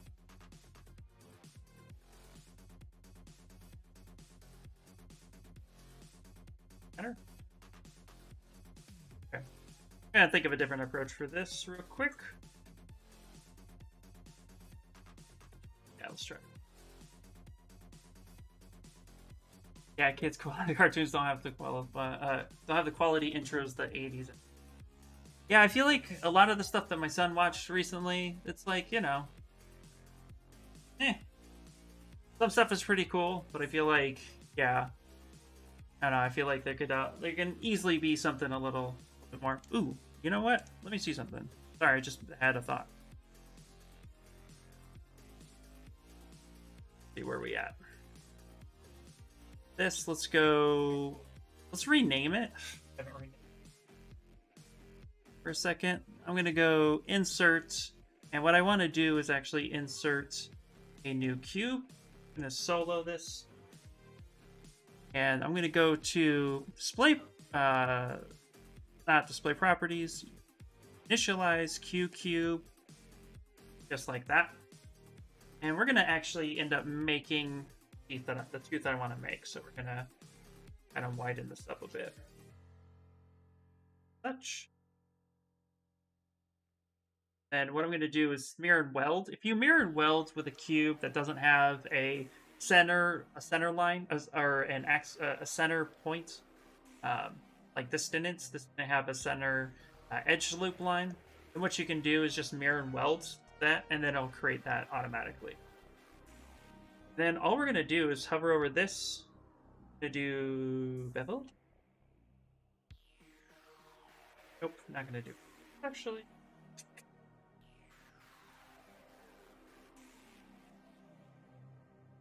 Curve.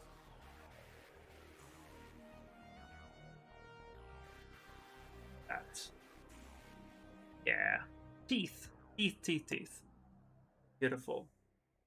Alright, let's try something fun. Let's take this guy right here. I'm gonna save it real quick. Don't know if I did that recently. Gonna move this all the way down to the bottom.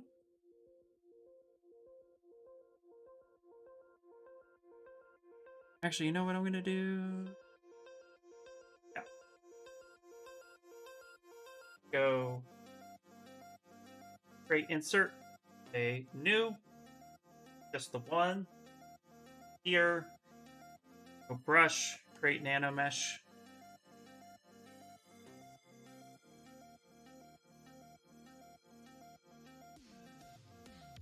Created a nano mesh. All poly groups.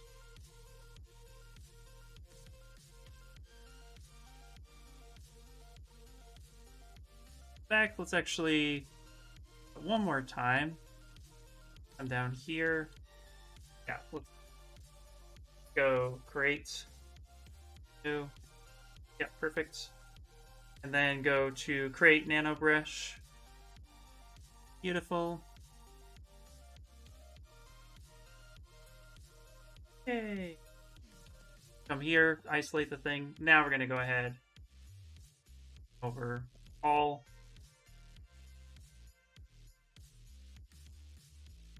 Boom. Teeth. Just like that. If it was 90s, I was going to do a biker mice. Nice. Yeah, biker mice with Throttle Vinny and Lothor, my favorites forever. Dude, oh, biker mice. I've seen that show forever. Hey, what's up, Zerchan? How you doing? Could do some interpolate. Yep, I could. Yep.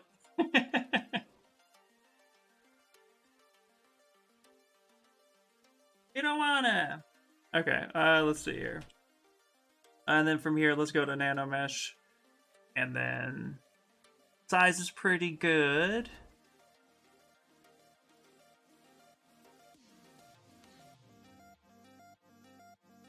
Bit more. Let's go right about there.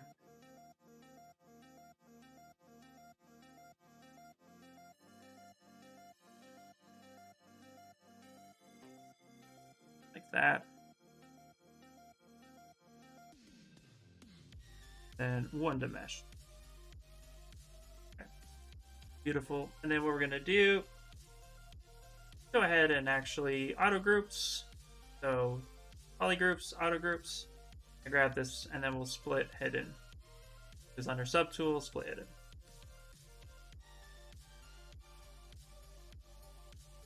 Okay, now let's take a look at the concept real quick. So the beard is actually supposed to be white. So if I didn't make it white, come on now.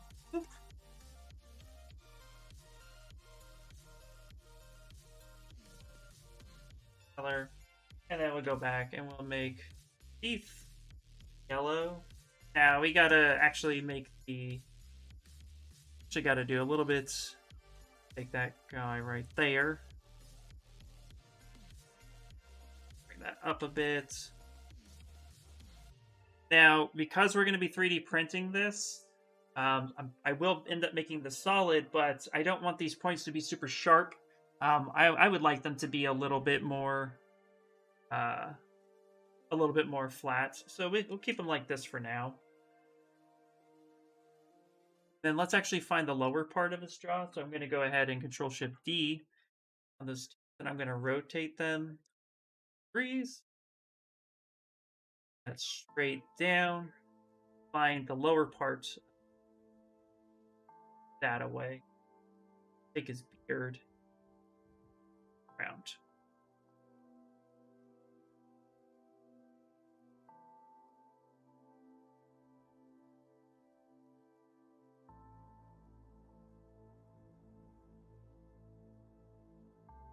Yep, yeah, we gotta get to his ball spikes.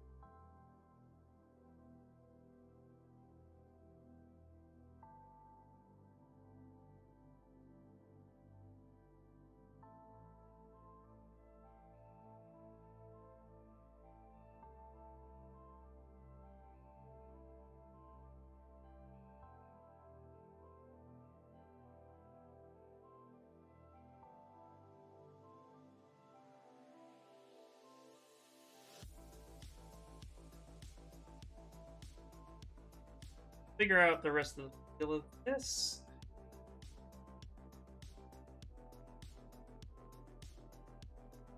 Alright, let's take this ball now. Go ahead and split it in.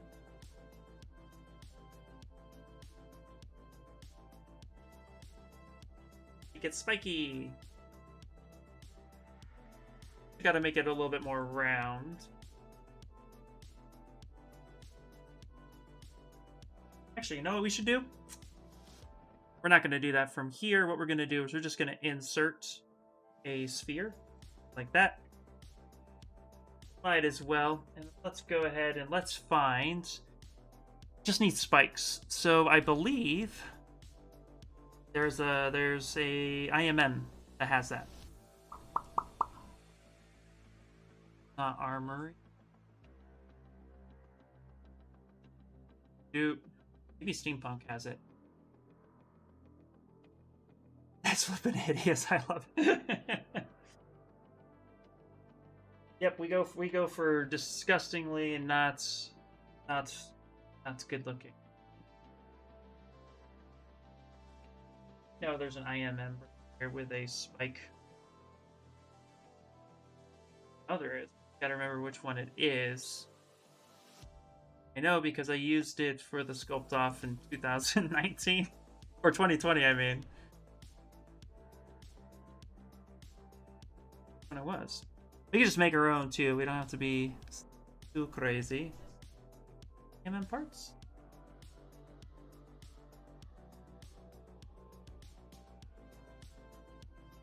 Ian's gonna search all of ZBrush for one freaking thing.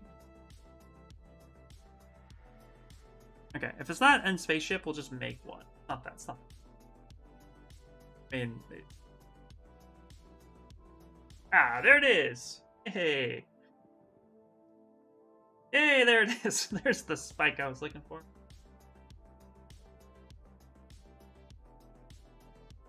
Oh, this XMD spike brush. I know. I gotta get on that. Is in the dragon bits. Could be in the dragon bits. Let's turn this guy on.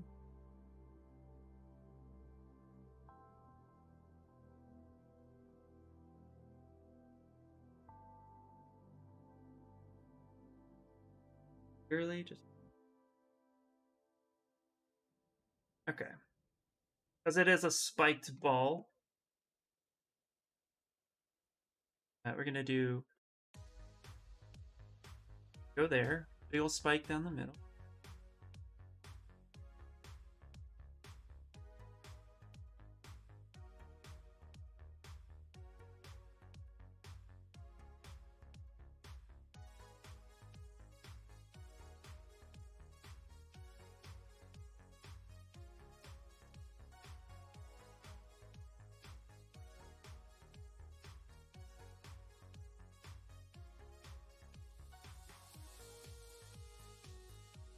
Middle, control grab, back home, take that like such.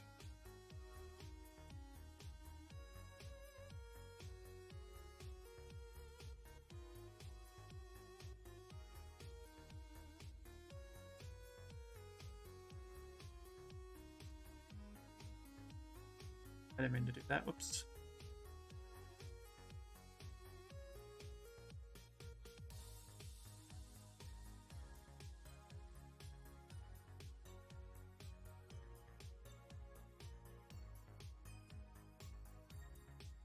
We'll adjust the size here in a second. Let's go to play groups, auto groups. That. Yeah, that'll work out really well.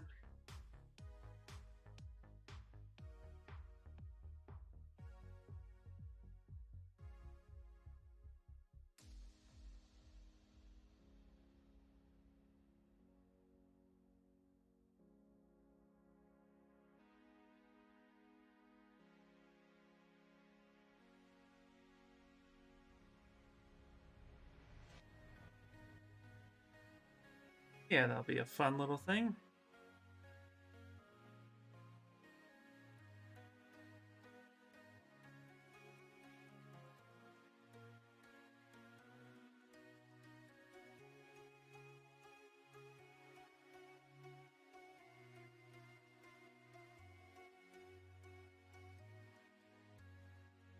Yeah, that's fun enough.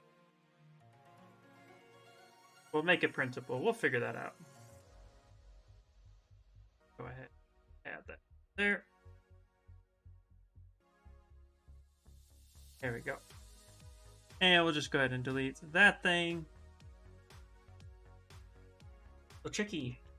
You're gonna poke your eye out, kid. Nope, not gonna interpolate. I'm still figuring interpolate out. I figured that would actually be harder for interpolate than just control, drag, send it back home. Yeah. You can save that off for if you ever need to do Hawkman or Hawkwoman or the mace. Absolutely. Ooh, great idea. Yeah. So that is pretty darn big. So.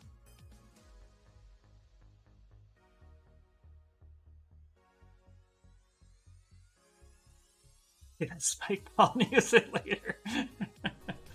Absolutely, we can do it. We can do it. Okay. So his arms are way too massive. I want to redo his arms now. So this is what we got. So now we got the block out. Now we can start refining the block out a little bit because obviously we have a lot of stuff that are just thrown in there, but that's half the battle. We want to make sure that we get the block out, then we can go ahead and start refining some of these shapes to make them worthwhile. At least that's how I work. So let's go ahead and actually save this now as stage 2 in our block out. So we'll go block out _02. And now we can start refining some of the things that make more sense. So first things first is that this is very just blah. So what we need to do now is start refining some of it. Let's get in here. And makes a little bit of sense. Rounded shoulders. Hands are okay. But with his arms, I think we can do a little bit better than what we got here. I'm actually going to delete this. And this is why we save off a bunch of stuff. Forward. I'm going to push this in so that I have that layer.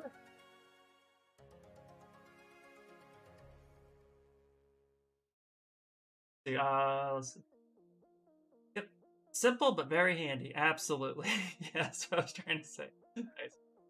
But very simple, very handy.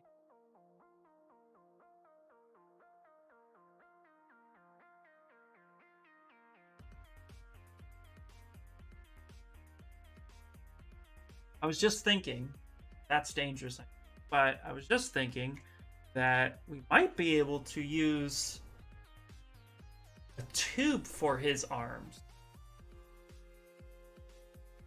ZBrush has got here insert cylinder. Yeah. Okay. Let's play with some fire. So we're gonna do with this. So obviously this right here is gonna be his arms, but it's a curve, right? And curves can be a little funky. So what I want to do, I actually want to go up to stroke, and under curve, I want to do as line. So that way, what I'll do is I'll come here. Yeah.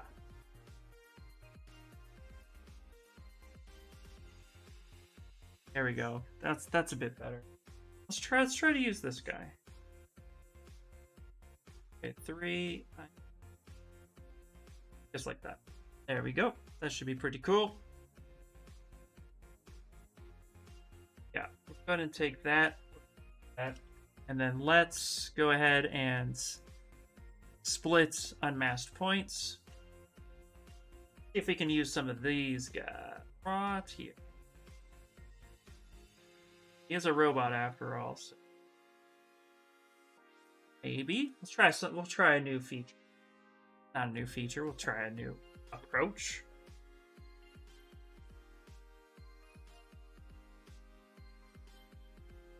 Go ahead and go geometry, close holes. Yeah, that's okay. What I want to do before we bend it like Beckham. We're gonna go taper. There we go. Look at that.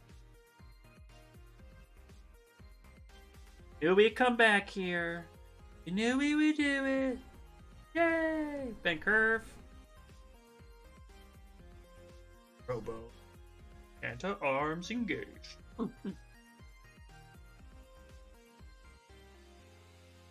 Yeah.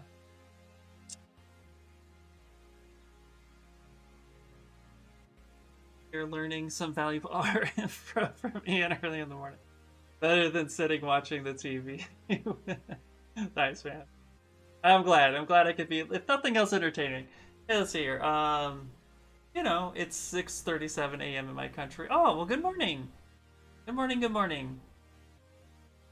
Cool. Any tips for making shoes?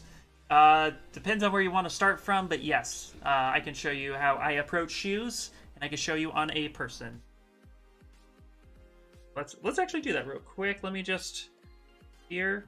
Oh, I'm gonna pizza box this, grab all this fun stuff here, bring that up. Again, we're still refining at this point.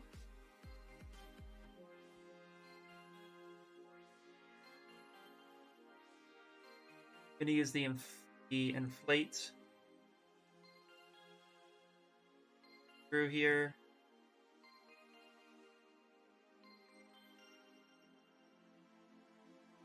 Lightly touch this real quick.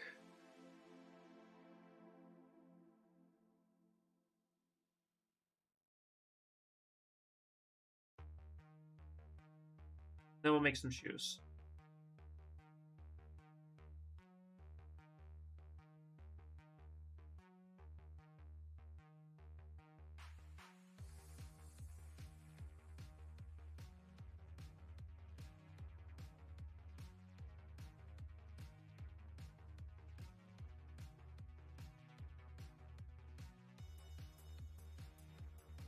Quick, and we'll just kind of rotate that forward. There we go. All right. Okay, let's go. Yeah. If you want to learn anything, just type in how does Mike P do it, because Mike Pavlovich pretty much has a video on everything. But let me show you how I would approach shoes. Probably just save, but I'll save again. So let's go ahead and actually pull. Let's pull a basic base mesh up. So we're just gonna grab this this ALZPR. Say boom. Okay. And we're just gonna turn off perspective and turn off the floor for a second. And we're just gonna focus on his feet for a second. Subdivision. So I'm gonna go ahead and delete lower, and then we're just gonna go ahead and focus on the feet first. If I want to make a shoe, a lot of times I like to just work with the 1 foot. And I like to work with it slightly off center so I can just mirror weld when I'm done.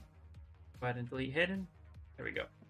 So the key for blocking out anything is getting some sort of reference, and then from there figuring out exactly how you want to approach that. If you want like a basic sneaker, what I do is I start with a base foot. Okay, and because there's no toes, inside the foot in any way, or in the shoe. I mean, you know, we don't need to sculpt the toes. I don't need to sculpt the toes for the shoe, so we're going to go ahead and kind of fill that in. Then I'm going to go to Geometry, Dynamesh, and I'm going to go ahead and Dynamesh at a decent size. Something, yeah, 600 is fine for this. Because we're working with something that's asymmetrical, there's no point to send it home.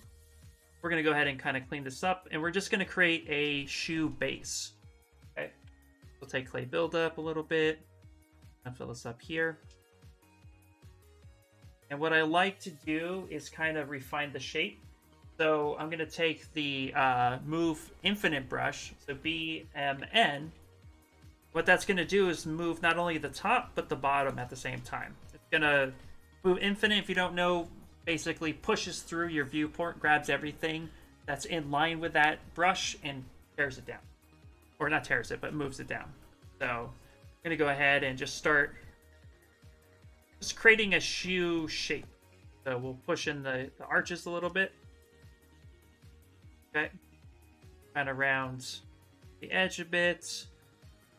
Then maybe what I'll do is I'll actually kind of clip that down a little bit.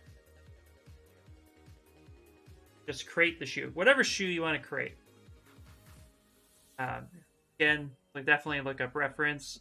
If we want to create a shoe that has like, you know, a little bit of a flat toe, if you want like a sneaker, whatever you want to do, just kind of go ahead and just get that shape going so that it's relatively what you're looking for.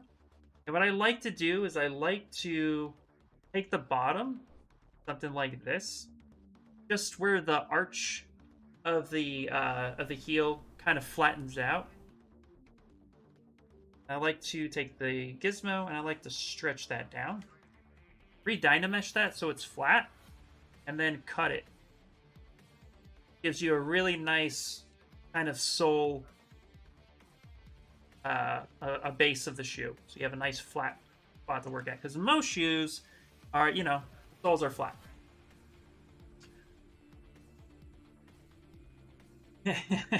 I saved before, Chris. I promise. I promise. And then, okay, so now we have this. Now what I like to do is kind of create the look and feel of it. So let's pull up a simple sneaker.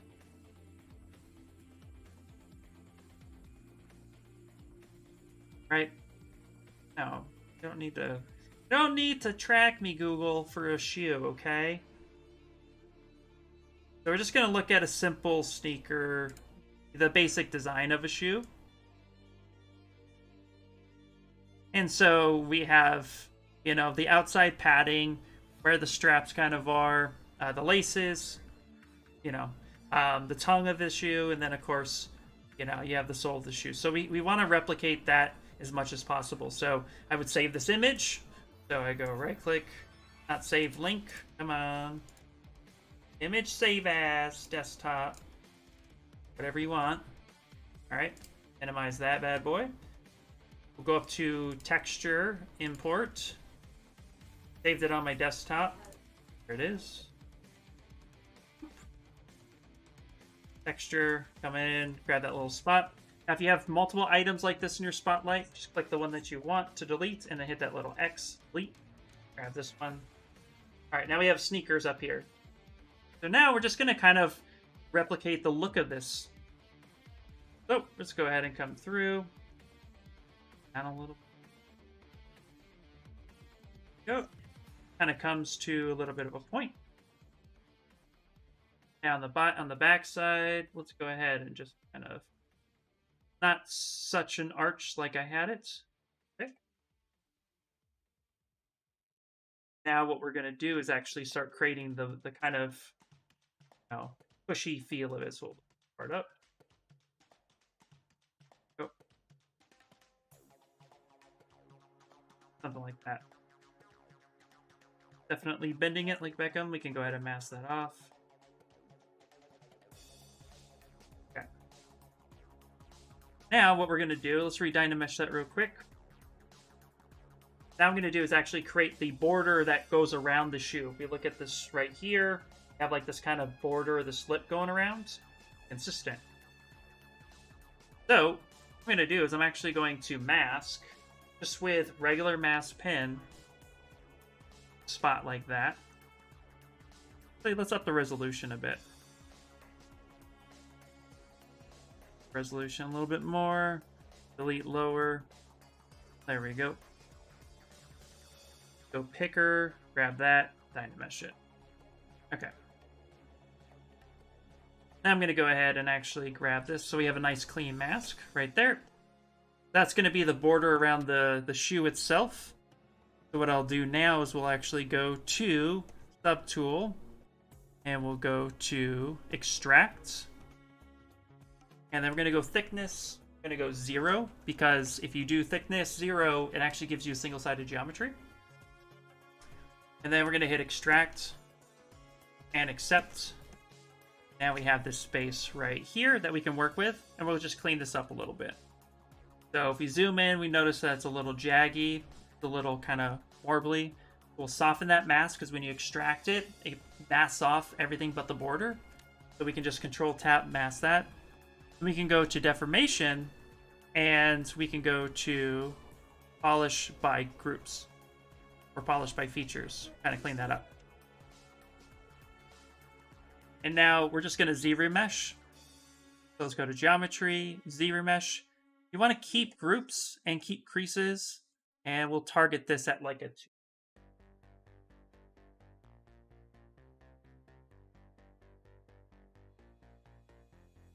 All these sites saying, hey, use cookies, please accept. No milk and cookies.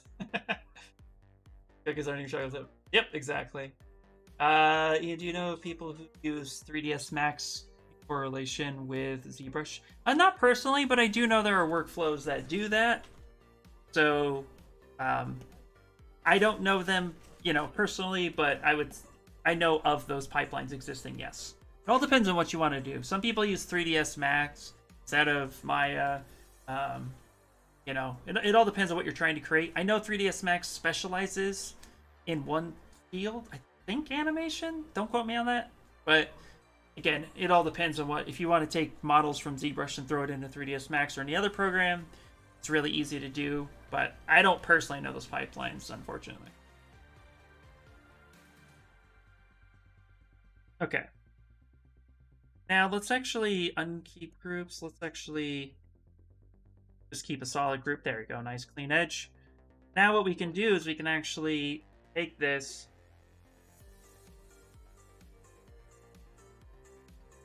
out for a second. All right, we can kind of put that down a little bit. And this is the basic part. We'll finish building this shoe relatively easily. Come here. Not scale, but we'll do extrude. So QMesh, polygroup. Bring that there. And then you could do cool stuff. Like there's a line in that shoe that we can do. So, you can take... Here. You can actually take this edge, polygroup, loop like that. Loop like that. Then what you could do is come in here, inset. I'm just kind of going nuts now. Kind of inset this edge a little bit. Take this part here, QMesh, kind of push that in. Right, so now you have that nice little line down there. And then it's just going to be repeating this process. So we're going to take this part right here. Let's go ahead and actually, from here, let's ZBrush this just to kind of finish the project. Why not? Turn it into a shoe tutorial, or how I would approach a shoe.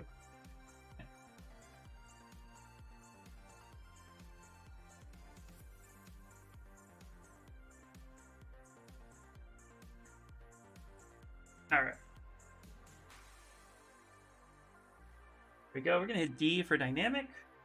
Go ahead and grab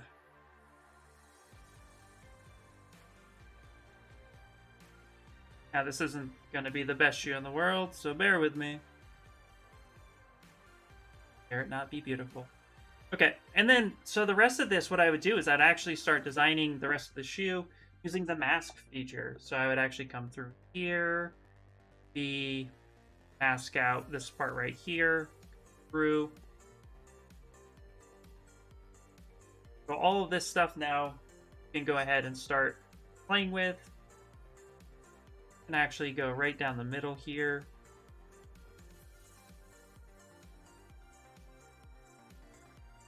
Soften that up. I'd actually take this time too to create some of the seams down the center of the shoe, kind of like this.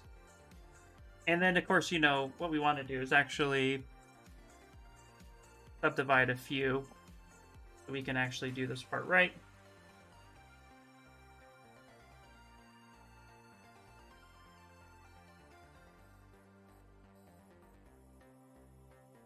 That right down here.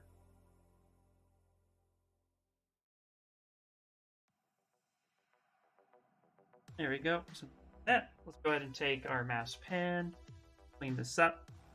And I'm just following the reference at this point. Through. Go. Kind of sharpen that a little bit.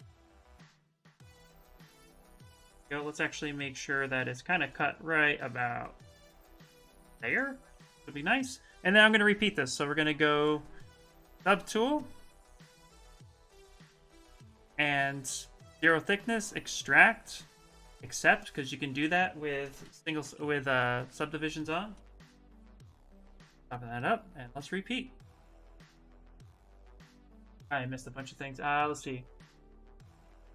The Christmas shoe. It is something. Thank you guys so much for being, you know, for wishing Pixologic a partnership anniversary. It's super awesome. Feels honored. I feel super honored to be a part of it. You could add anybody up here. It chose me.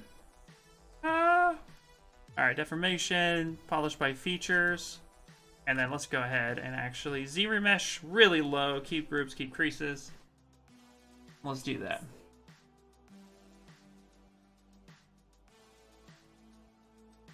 This is actually a really great approach, though. Basically, make the base, then mask, extract, ZBrush to get everything laid out. Yep, absolutely.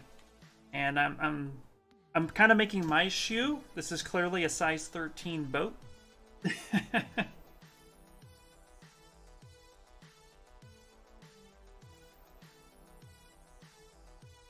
Go. I just take the move brush and we start cleaning this up a little bit. Go. Here.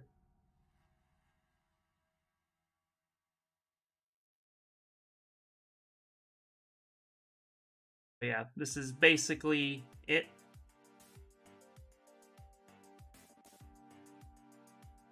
Now, depending on what kind of shoe you're making, if you want to make laces really quickly, I'll show you how I approach laces real fast. Just because, you know, won't spend all day on the shoe. But once you get that thing masked out the way you want it, you can then hover over this edge, you know, kind of bring that out a little bit. Yep. And then you can end up tucking some of this stuff in, you know. You come in with the move infinite, kind of tuck that in a little bit. Back with your move regular, pull that out.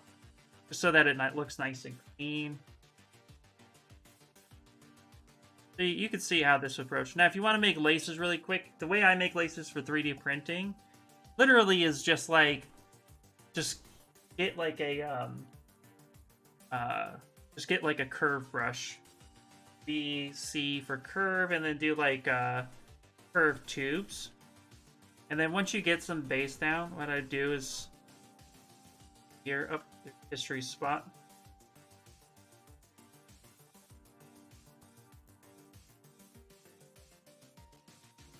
Oh, there's subdivisions, guys. There's subdivisions. Delete. Okay. Delete. Go. Oh. Getting an error. What am I getting? Doing that. Okay. Well, you know what? Let's change that opinion. Go as line.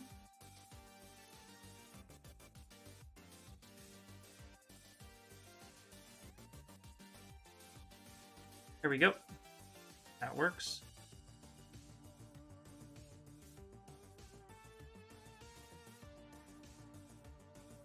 I get something like this. Come on in here.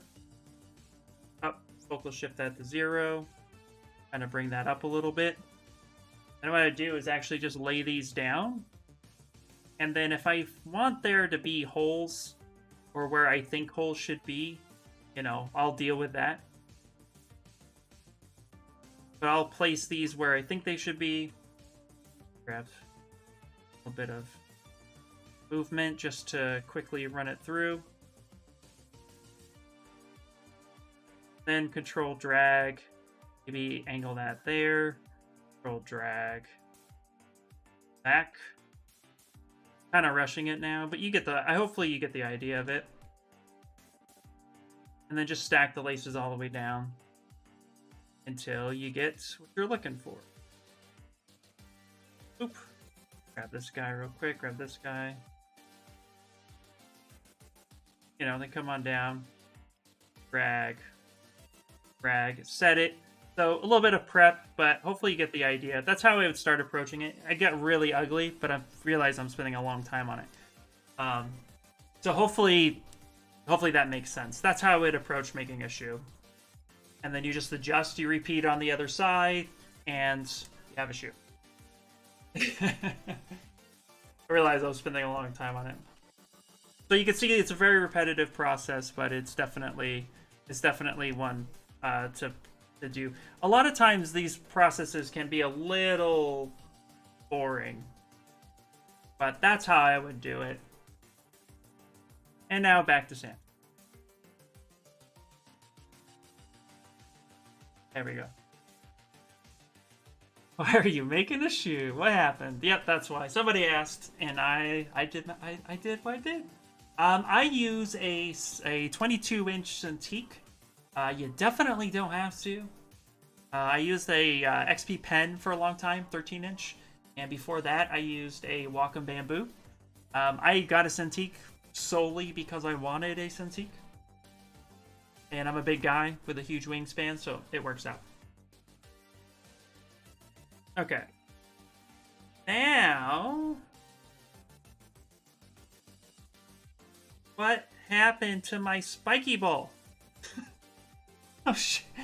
What happened to my spiky ball? XP Pen Innovator 16-inch there. Yay! Oh, guys. No! What happened to my spiky ball? Did I save it over here? I did. Yay! Why you save multiple iterations. Copy. Up here. Wow. And what happens? Delete. Paste. Oop. Rename. Spike ball.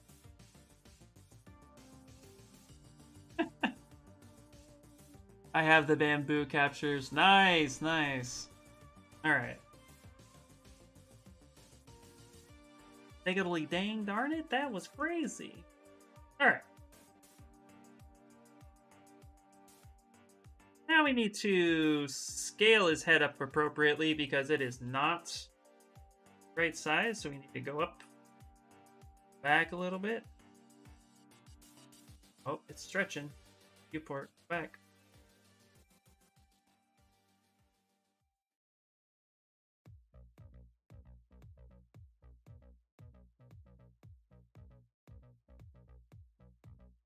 Make a better size Santa head. Cheeks going. Cheeks, what we're going to do is we're actually going to make it a little bit more. Go around this edge, insert, single.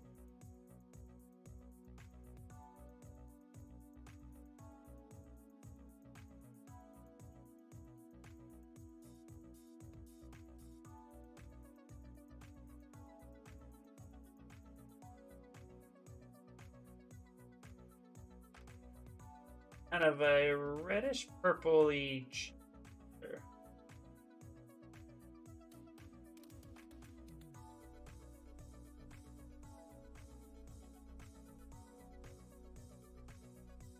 really too much. So let's actually go RGB lower. The light fit. That's better.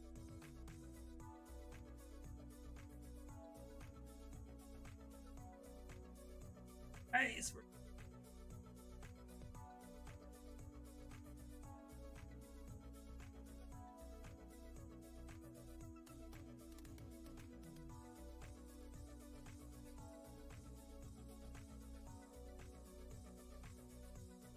Did lose his nose somewhere? Did lose his nose.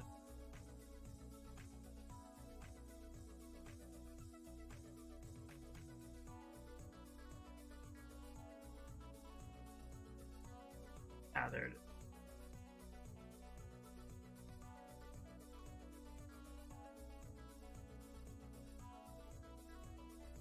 Go ahead and delete hidden.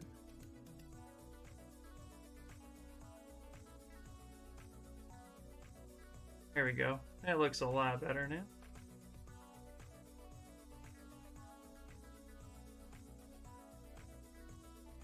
Start making the refined shapes a bit.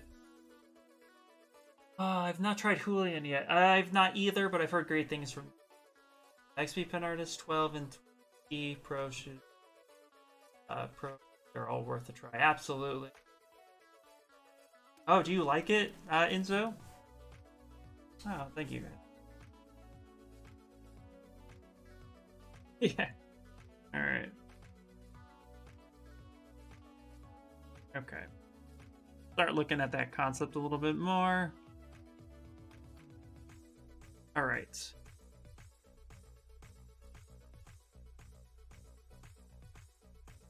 One of the things I want to do real quick is refine this edge here. Like it's the skirt of him, just a little bit.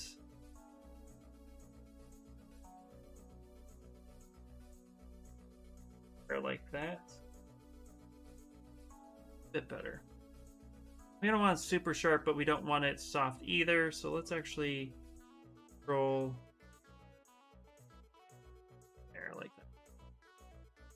Ah, there we go. That's looking better.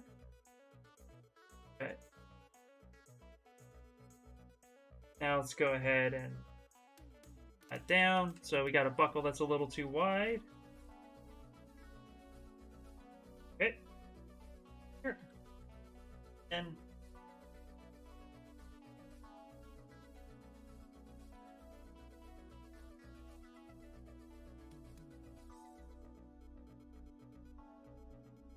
now what we're going to do is we're actually going to clean this up.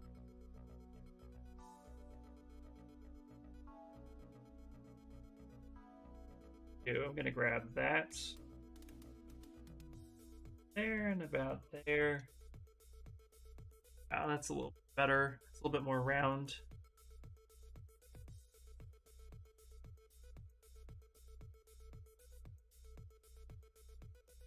It should be better. Like that. Great. Okay, so I think he's still a little too, like, round on the side a little bit. Make an educated decision. Let's go Z plugin. Let's save it first, actually. Z plugin and T-pose mesh. See, I'm working with a 9-year-old into nice, but I want to try Huon once I need to replace this one, unless something else catches my then. Amara, that's actually a great strategy. Tablets can last a long time. My XP pen lasted a couple years, but it didn't support certain program updates.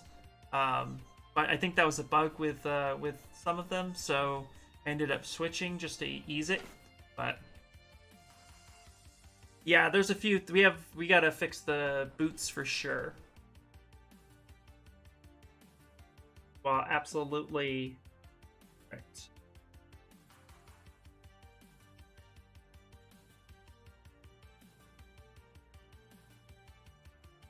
But I think he's a little too round here. So what I want to do is actually kind of push this in a little bit.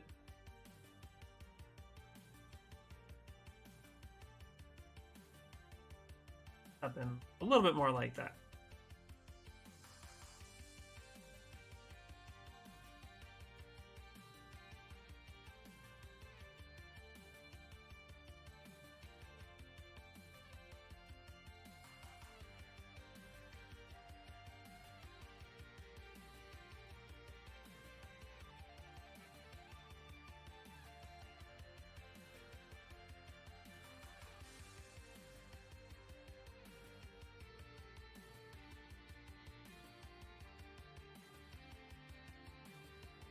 go ahead and pull that out a bit. Okay, let's send that back, and then let's start fixing everything up.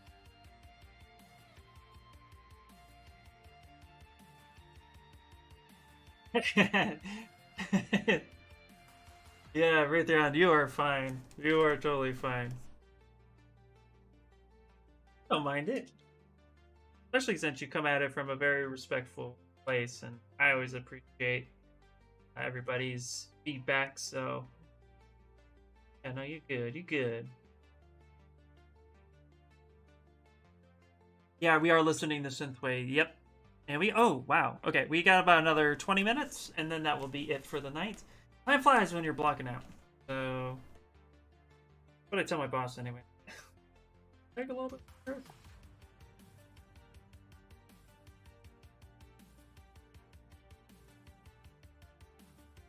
How are you doing, Fernando30? Welcome in, welcome in, if I didn't say hi earlier.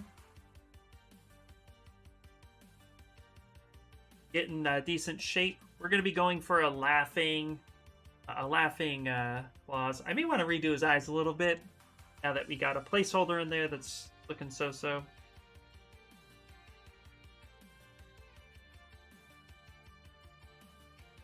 Go ahead. Yeah. I'm gonna make his hands a little small. I want to give him tiny. Yeah, that's gonna be good.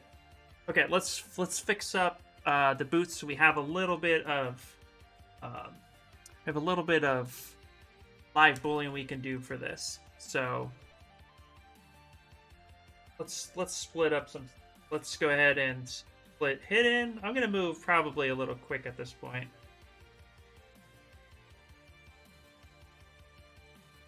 Down. So, I know we had it flat and clip like that, but we're going to be changing a few things. First things first, this needs to be a little bit wider. Such. Then we're going to create kind of like a nice cut through that. So, move this down. Put this in its own folder. We'll call this boots. That one. And now we're going to utilize live bullying. So let's go to V3. Let's turn on the boots. And now let's go ahead and I'm going to insert. Let's insert a cube 3D. Yeah, and you know what we're going to do? Let's actually, just for the sake of arguments, we're going to U-cube it.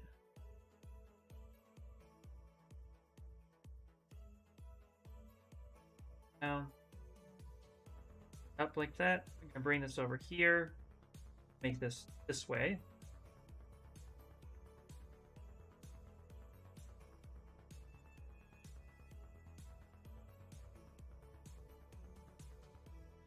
Going to mirror and weld this.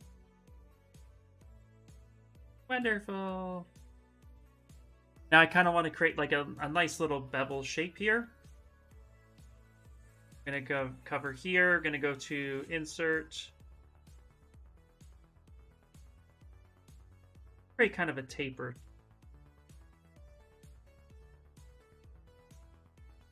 Do like a little bit of a taper here. Here like such. Flip that.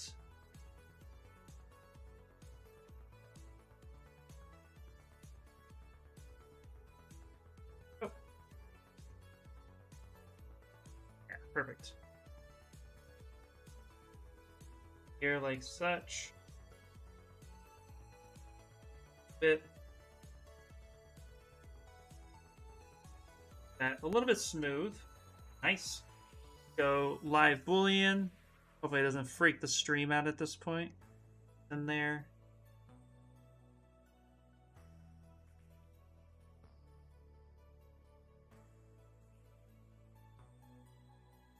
That kind of cut in there like such, and let's mirror weld it. Go delete lower, mirror and weld.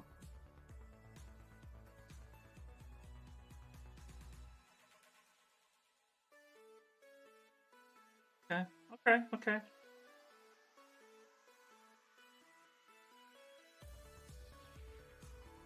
And let's take the gizmo. Let's actually kind of put the local symmetry back on, and let's give it a little bit of thick. Let's see. What's backseat sculpting? Oh, it's just when somebody is, kind of telling you what to do, telling the other person what to do, but it's fine, and nobody's doing anything bad. Hey, Paul Coffee, hello. Hey, Mark, welcome in. Is there a playlist with your streams? I use synthwave playlist on Pretzel Rocks, and I have it set to YouTube safe. And I have it to just instrumental up top here, and YouTube safe, and keeps things copyright free, and nobody gets yelled at. That's the idea. Wait, that's hopefully the idea. Okay, so now we're going to, let's see. All right, let's go ahead with that shape right, meow, and let's boolean fold it. Worried about that right now. Just kind of want the feel of it. And actually, let's delete that. Turn that back on. So let's actually prep this. Let's prep this for a little bit of success. Go multiple edges, and let's just do that. There we go. So now when we turn off solo and then do boolean folder, there we go. Have that, and then we can just fill that color 100%. Okay, let's go back to V1.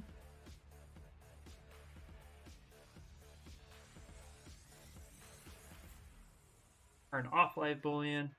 Now we can actually adjust some of these other stuff. So we can let's kind of down, see where we're at, make those proper adjustments. So we'll want to actually taper this as well.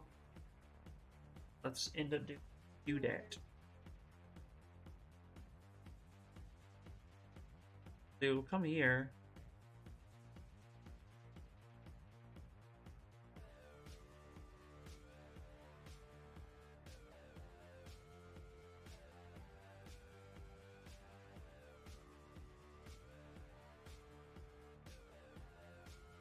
Play with some stuff. No, well, actually, yeah.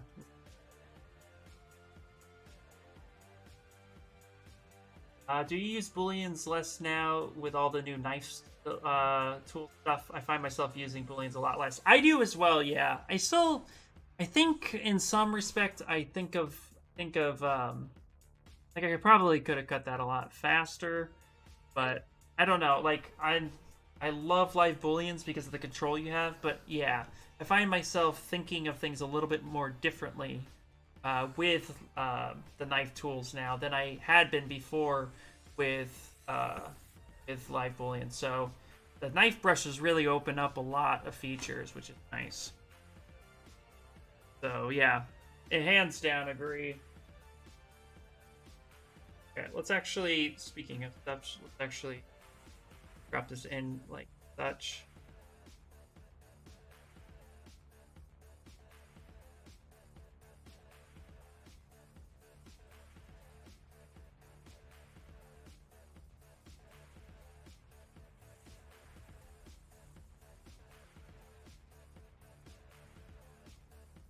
Here, let's out.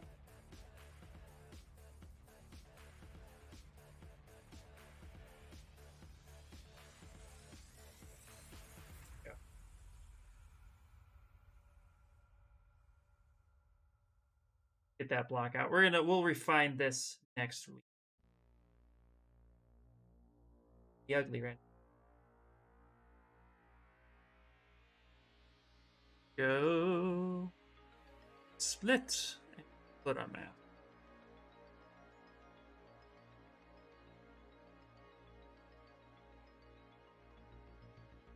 Yes, but I always save first, then continue whatever happened. There you go. Yeah, right? Alright, we're gonna weld that, so now we have that on equal sides.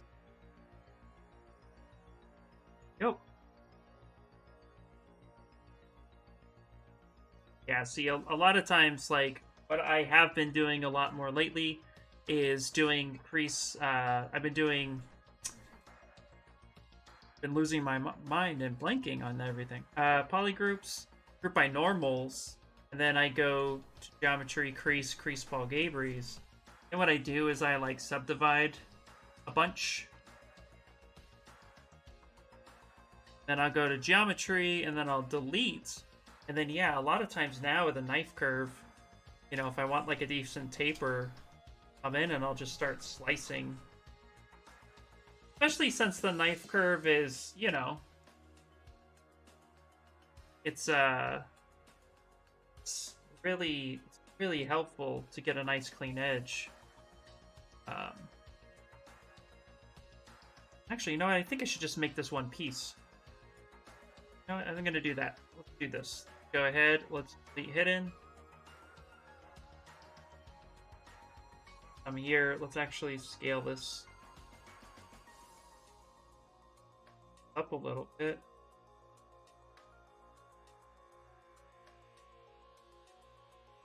Actually, bring this back. Such. Let's match our current resolution with ZModeler. So insert multiple edge. Kind of get that pretty close.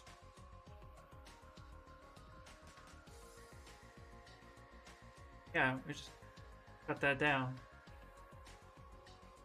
Actually, build this object. Let's go RGB color. Subdivide a few more times. Nice. That. And what's really cool is we can come here,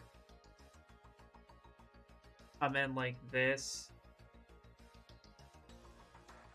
kind of cut that. Cut that out of one piece.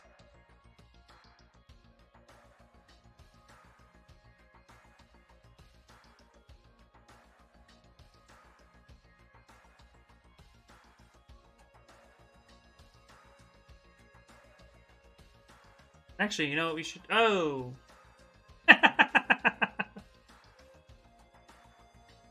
And that is how you crash ZBrush. Well, there you go. Man, no warning. Just straight up like, and you're done.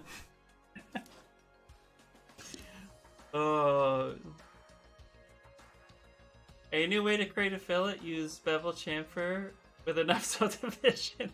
Hey, there you go. Let's see if it, oh, it didn't even, oh, it didn't even autosave it.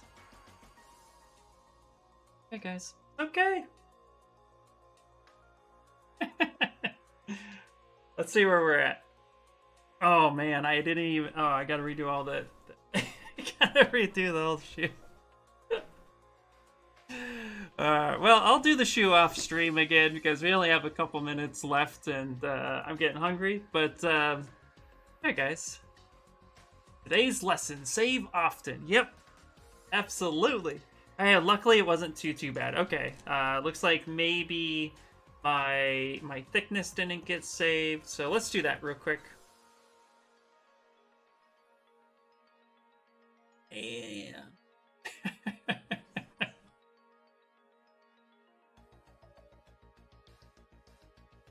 Oh, if you're ever wondering, does it ever happen?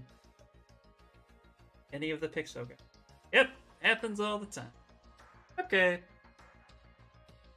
Yep, there we go. Alright, wonderful.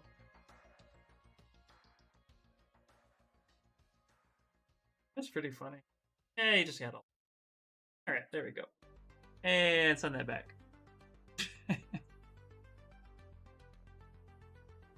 Oh, that was pretty funny. You know, I really want to redo his eyes a little bit, though. His eyes are kind of bothering me. So what I'm going to do is actually go to V4. Let's turn on just his eyes.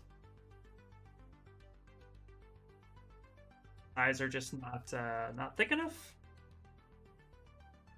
Let's go local sim real quick. They're a little skinny. A little bit thicker like that. 5 Boolean. And Boolean folder. Perfect. Come back. Nelson. Holy Rick. Terrible.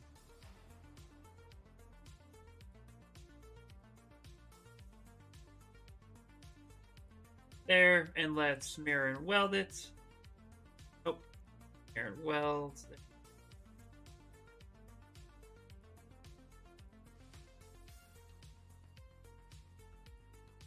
Oh, that was really funny. In a really sad way. Alright, and then what we're gonna do is we're gonna go real quick, not auto groups, group by normals. And let's mirror weld it, and let's create that one right there. There we go. And let's make that kind of orange. His eyes are kind of orange. Go. And then his nose is kind of purpley red.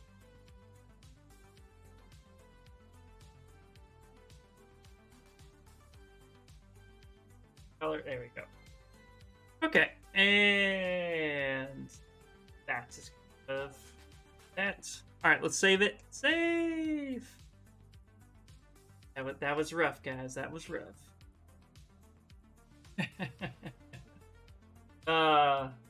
Yep.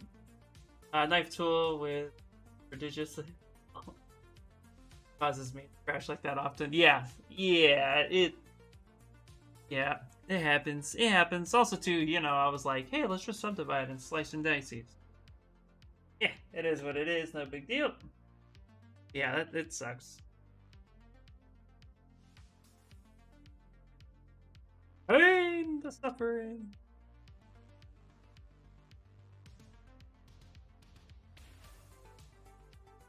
Go. I think I want to make him a little bit more square.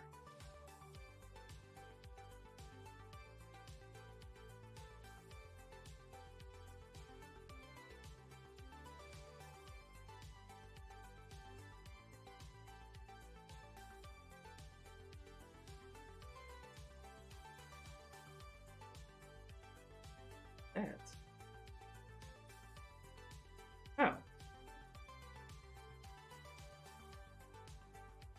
Okay, that's cool. Really hit it. There we go. Found something new. Alright. Save it, let's save it, let's save it. Wizards behind ZBrush, like every possible outcome. And I know, right? Absolutely. Okay, everybody, so let's see. It's pretty much 8 o'clock. Got like a couple minutes. So got the decent block out. It's, you know, now we get to go ahead and try to refine this ability, make sure it looks as possible.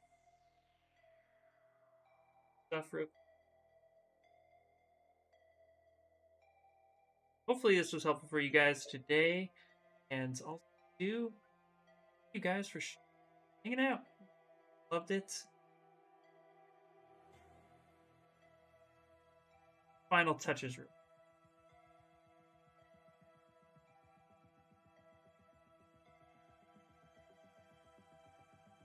We're gonna get this finished up next week. Yeah, finish up next week. We'll save that. Mary, you know what? Back. Color the creases in the arms. Yeah, oh yeah. We're gonna have to. We're gonna have to get it all cleaned up. Back to working on my file. All right.